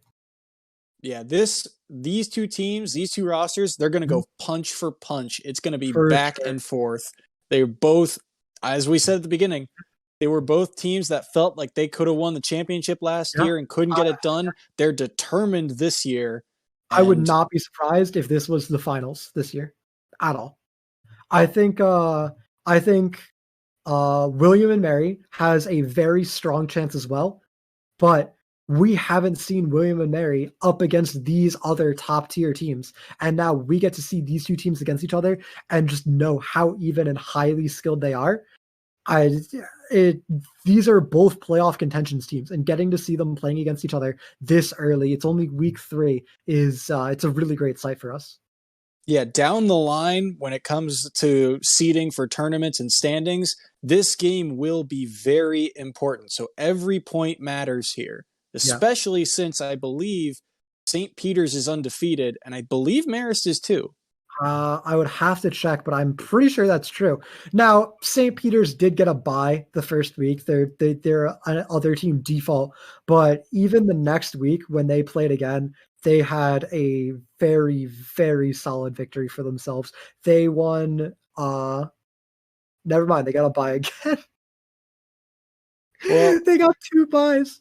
Technically, still undefeated. They are undefeated.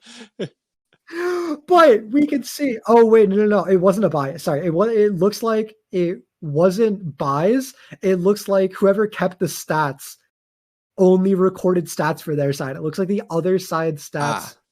Oh wait, no, it's actually so much worse than that. They didn't lose a game. Ooh, that's big. Their victories were so dominant that when I look at the stat sheet, I thought the other side being full of zeros was like a clerical thing to mark that the enemy team just forfeit. But what actually means is the enemy team didn't win a single game over them. And we see Randomain going on to Kirby. Now, this is a pick he has pulled out before, but it is not a pick Randomain has pulled out before to success. So it's a little bit of a tilt pick from what I've seen. The thing about Kirby is he's another one of these light characters that likes to get in and get combos, but the issue is Robin has so many tools to outspace Kirby, and Kirby has a lot of moves that can kill, but it's about getting in the first place. Kirby is another one of the lightest characters in the game, and that Levin sword, it's going to be super dangerous for a character that wants to stay in the air. Kirby very traditionally has problems against characters with swords and a lot of projectiles. Robin is a character with a sword and a lot of projectiles. Does not sound like a good matchup to me. Kirby is a very honest boxing character. He has stubby little arms. He's not that fast, but he's got some solid combos when he does get in. So against other characters who are also stubby with good combos, like Mario, Luigi, he can do well. But in matchups like this, where the other character has some big gimmick they want to play around, traditionally Kirby does not do well. That being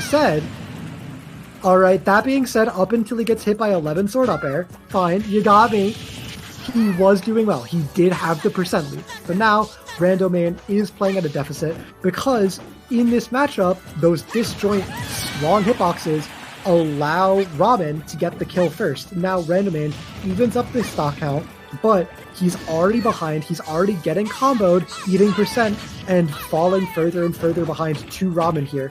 And I have to say, Randoman played an entire game against a Robin, but this is Ramen's first game of the set against a Kirby. So there's definitely some adjustments to be made, and that could account for a lot of the early advantage that Randoman got. Yeah, and Kirby has a lot of agency in the air. He has so much aerial mobility, all those jumps, and a lot of his combos are aerial moves.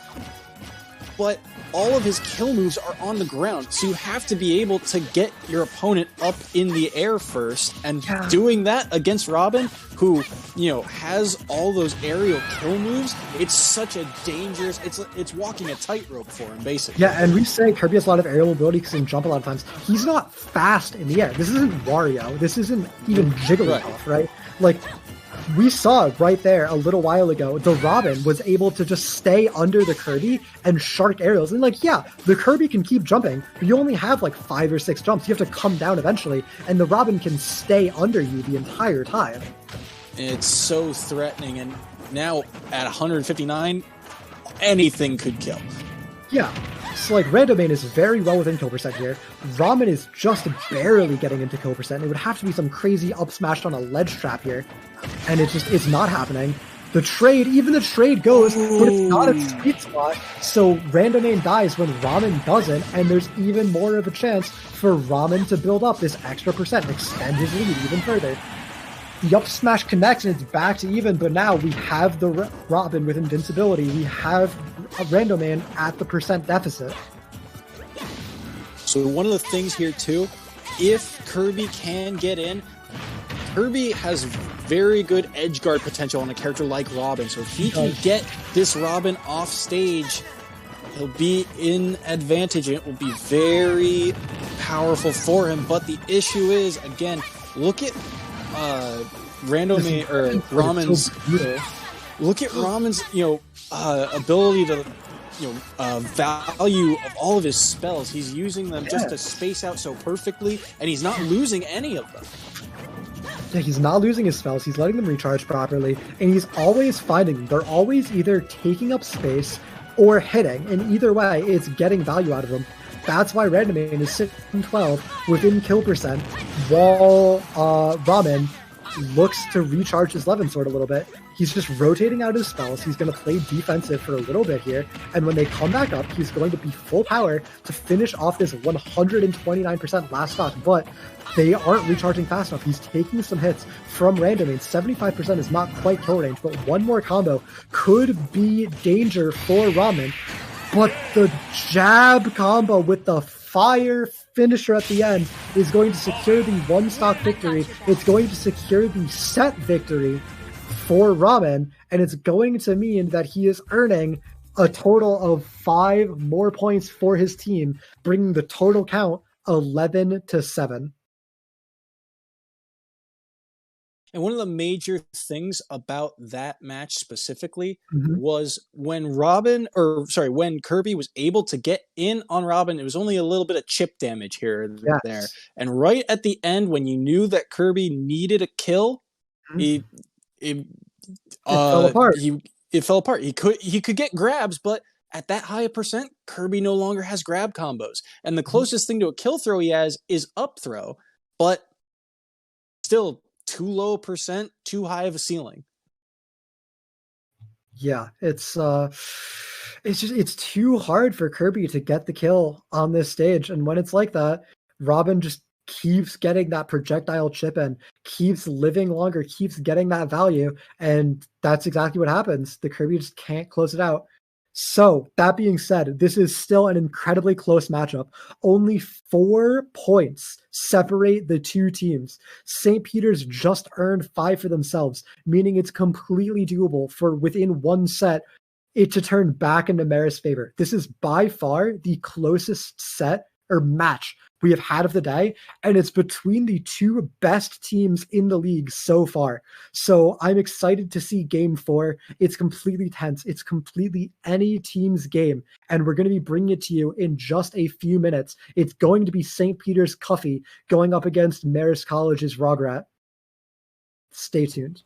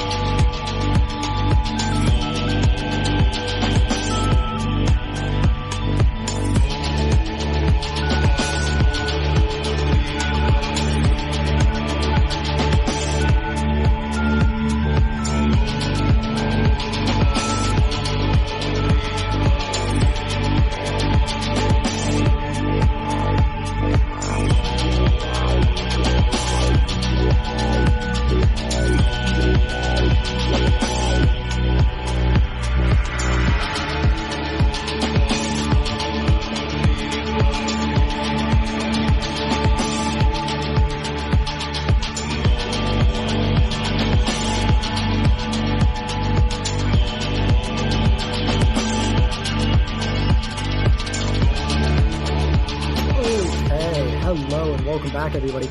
Quick, short little break, and we are back. St. Peter's University Cuffy going up against Marist College's Rog Rat in this incredibly close nail-biter of a series we have going on so far. It's by far the closest one we've had of the night, and it just keeps getting more and more interesting as the lead keeps swapping back and forth between the two teams. We've got a little bit of time here, and I just want to talk about how St. Peter's has been putting on such an absolutely dominant performance. This is the first set, or the first match for St. Peter's where they have lost a game. Not a set, the first one where they have lost a game. It is absolutely ridiculous how dominant St. Peter's has been, and they are barely beating they are currently barely beating Marist. They are up 4 points. They are up less than a set's worth of points over Marist after going undefeated in game count thus far.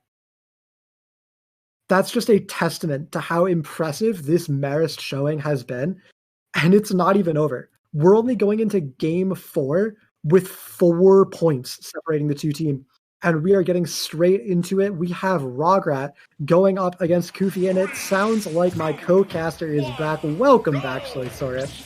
Yeah, Good some connectivity issues on my end. I apologize. Yeah. But what a matchup we have. Ooh, looks like the issues continue. We have Greninja against King DDD. Rograt on Greninja going up against King DDD here. Neither of these two characters are commonplace. You don't see either of them a lot. And going up against each other, they have such an interesting dynamic. One is an agile, lightweight fighter, while the other one is a heavy, big-bodied, hard hitter who both do very interesting, unique things in the game, and it's always so cool to see these types of characters go up against each other. And out the gate, we see Rograt getting some really great early combos, early zoning with these shurikens up against Kufi. And Kufi not quite able to fight back, but just now he's able to hit these connections, still down 40%, but given how much heavier DDD is, he will be dying later, so that percent difference isn't as important as it may seem at first. Oh, no way. That's like, that read by Kufi on the Shadow Sneak might be the craziest